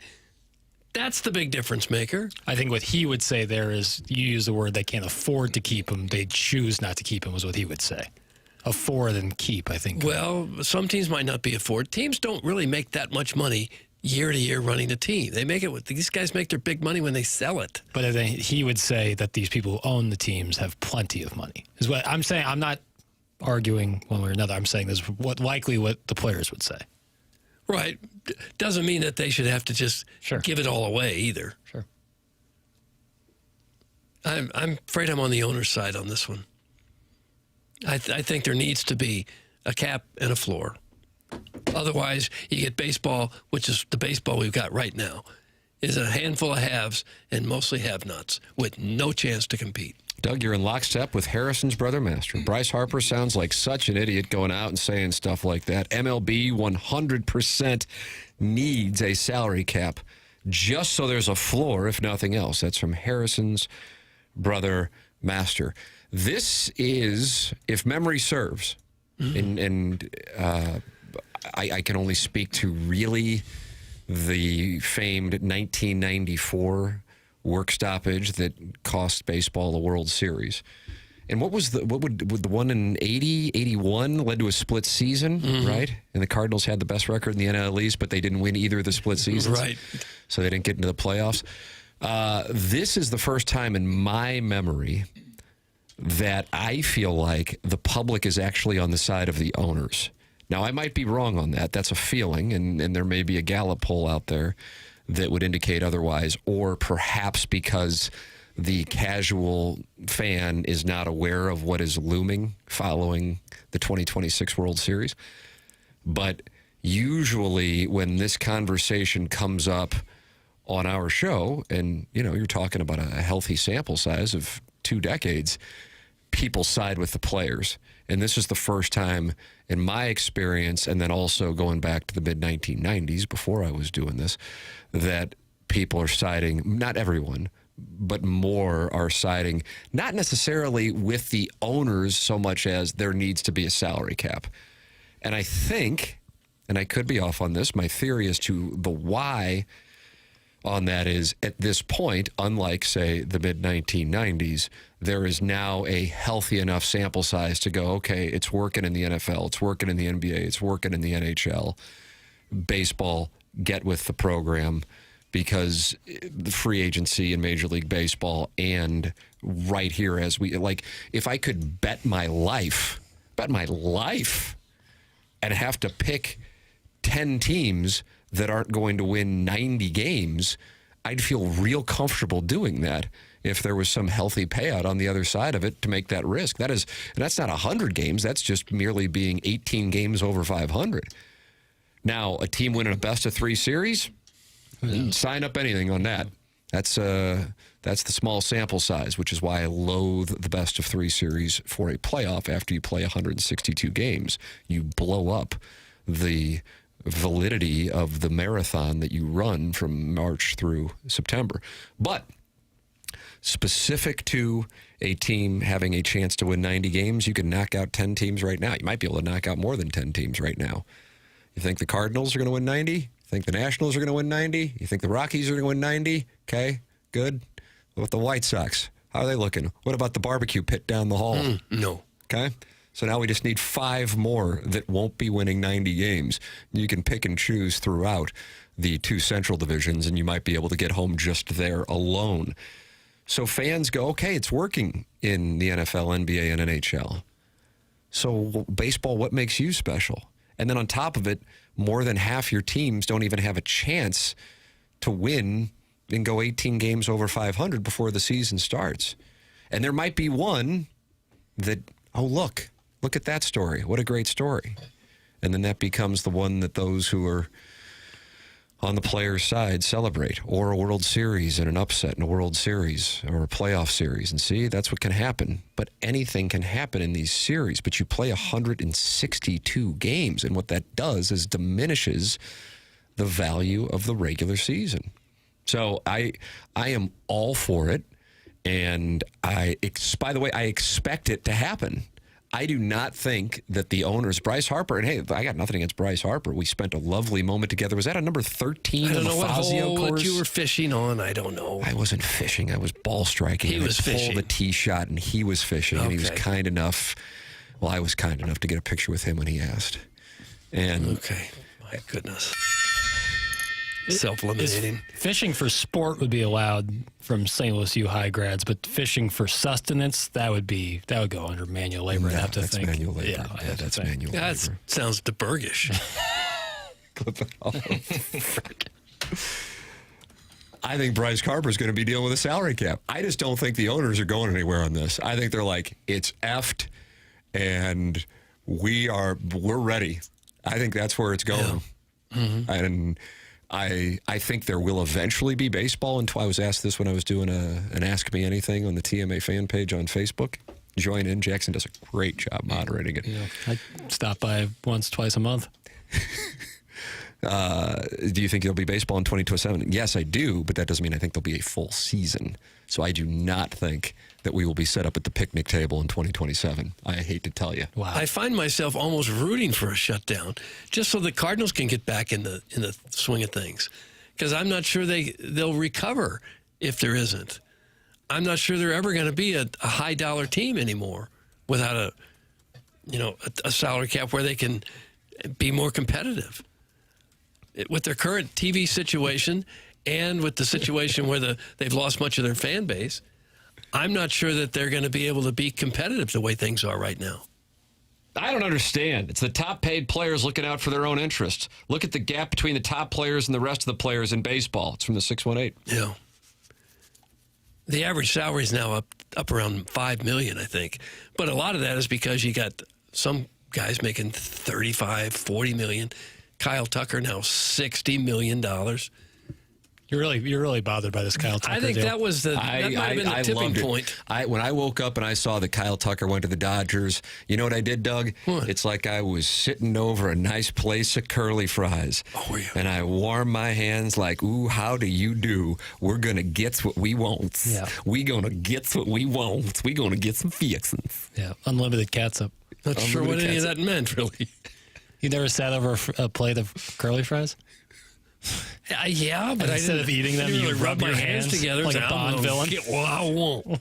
Yeah, we're going to get what we want. Okay. So, yeah, you were saying the average salary in Major League Baseball right now is what? It's about $5 million. Okay. But then you talk about what the median is. Right. What's the median salary in Major League Baseball? It's still handy, and I mean real nice. What is the median salary in MLB? The answer, Doug, $1.35 million. Mm-hmm. You're not going to get a lot of people going, oh, well, you're only 1.35. But the number you're going to hear from the owners is the average.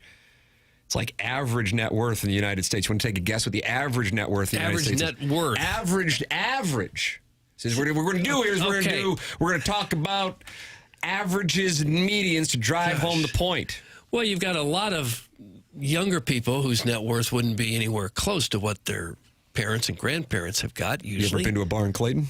I have, and I didn't ask people their net worth. Yikes. Average net worth of a person. This is all 330 million people in the United States. All patriots. Average, I'm sure it's shockingly low. I'll say 30,000. Chairman Kurt just laughed at you. That's what that man just did to you. It's kind of a hard figure to pull out. Is it a lot less than that? Chairman Kurt, what do you think it is? I already know the answer. Oh, so he's recusing it. What a man of honor. Jackson, you want to fire assume a it's bet? a lot bigger than that. And that's because you went to Ladue? That's because there's like billionaires. Right. And billions of dollars is so much I'm more. using this as to present the case. So the average net worth in the United States is a millionaire. Yeah. It's 1.06 million. Is that because Elon Musk has dragged everyone else just up? the billionaires in general. Is that per person or per household? I'm seeing The that number. average American household net worth. That's a good distinction. The average American's net worth is $620,000. According to what I have in front of me This here is from Yahoo Finance. This is from U.S. News Money. Is 1.06 million per household, and while the median net worth is significantly lower, 192,000. I would think it'd even be a lot lower than that. But that's the mid of everyone. I know. Well, we've got in this country, we've got tens, if not hundreds of thousands of homeless people who would have zero net worth. We've got everybody under like probably age 18 next to zero net worth. Doug, there's no reason to go to a bar in Clayton if you're not willing to talk about your net worth. It's from Shooter McGowan. Okay. Also, institute promotion and relegation. That's from Wrinkly Taints. Oh, can't get past the name. But what about his take? I didn't even hear the take. I forgot it. It would be after. tough if this were to come before the government and say, I acquired a Major League Baseball team, and now because Paul Skeens had a bad outing, we're going to have to go play in AAA. You know what I mean? Yeah, relegation. I mean, listen, in an ideal world, like if I were doing a video game, I'm all for it. Right. But in actuality, I think that's one thing that is out. It works in European soccer, so they've always done it. Yes. So people, when they buy a team, know that going into it. You wouldn't then tell a owner now, being like, hey, you're going to make considerably less money on your heavy investment. And if they did that, we'd wound up with the Dodgers AAA team would then be in the major leagues. And, and maybe if they owned a AA team, they might be in the major league. The Bananas in the NL Central? Could be. Fun. We got to take a break. It's TMA 101 ESPN.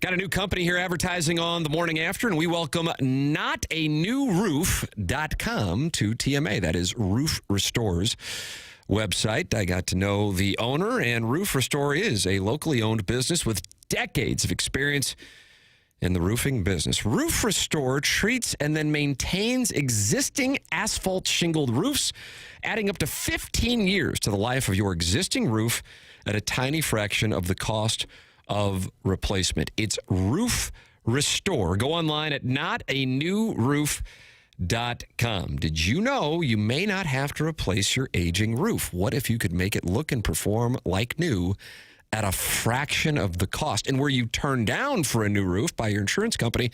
See if Roof Restore can bring your existing roof back to like new appearance and performance at a fraction of the cost of replacing it. Visit notanewroof.com or call 314-279-ROOF today to see if your roof is a candidate, and save your roof and save your money.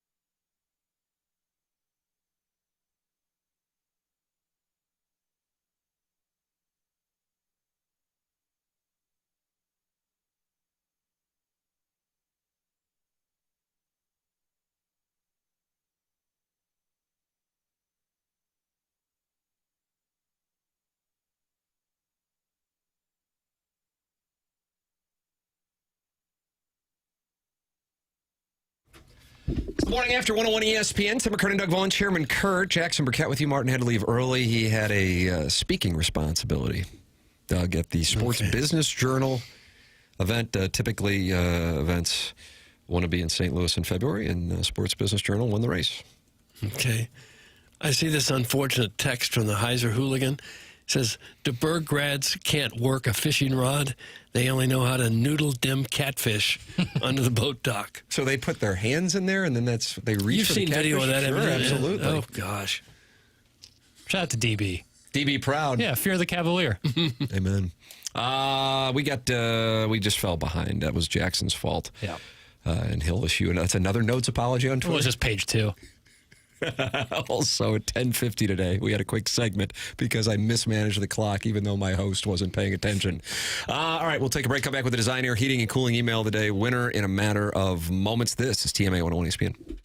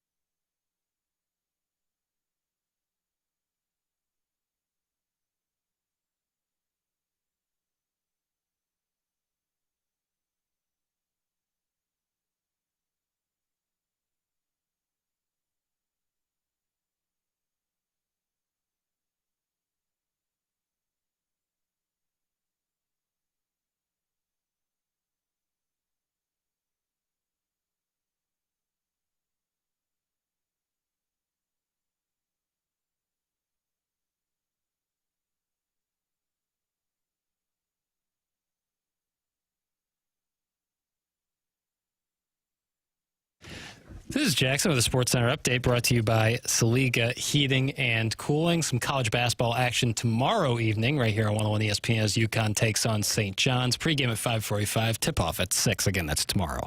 That was a Sports Center update brought to you by Saliga Heating and Cooling, a Daikin heating and air conditioning dealer.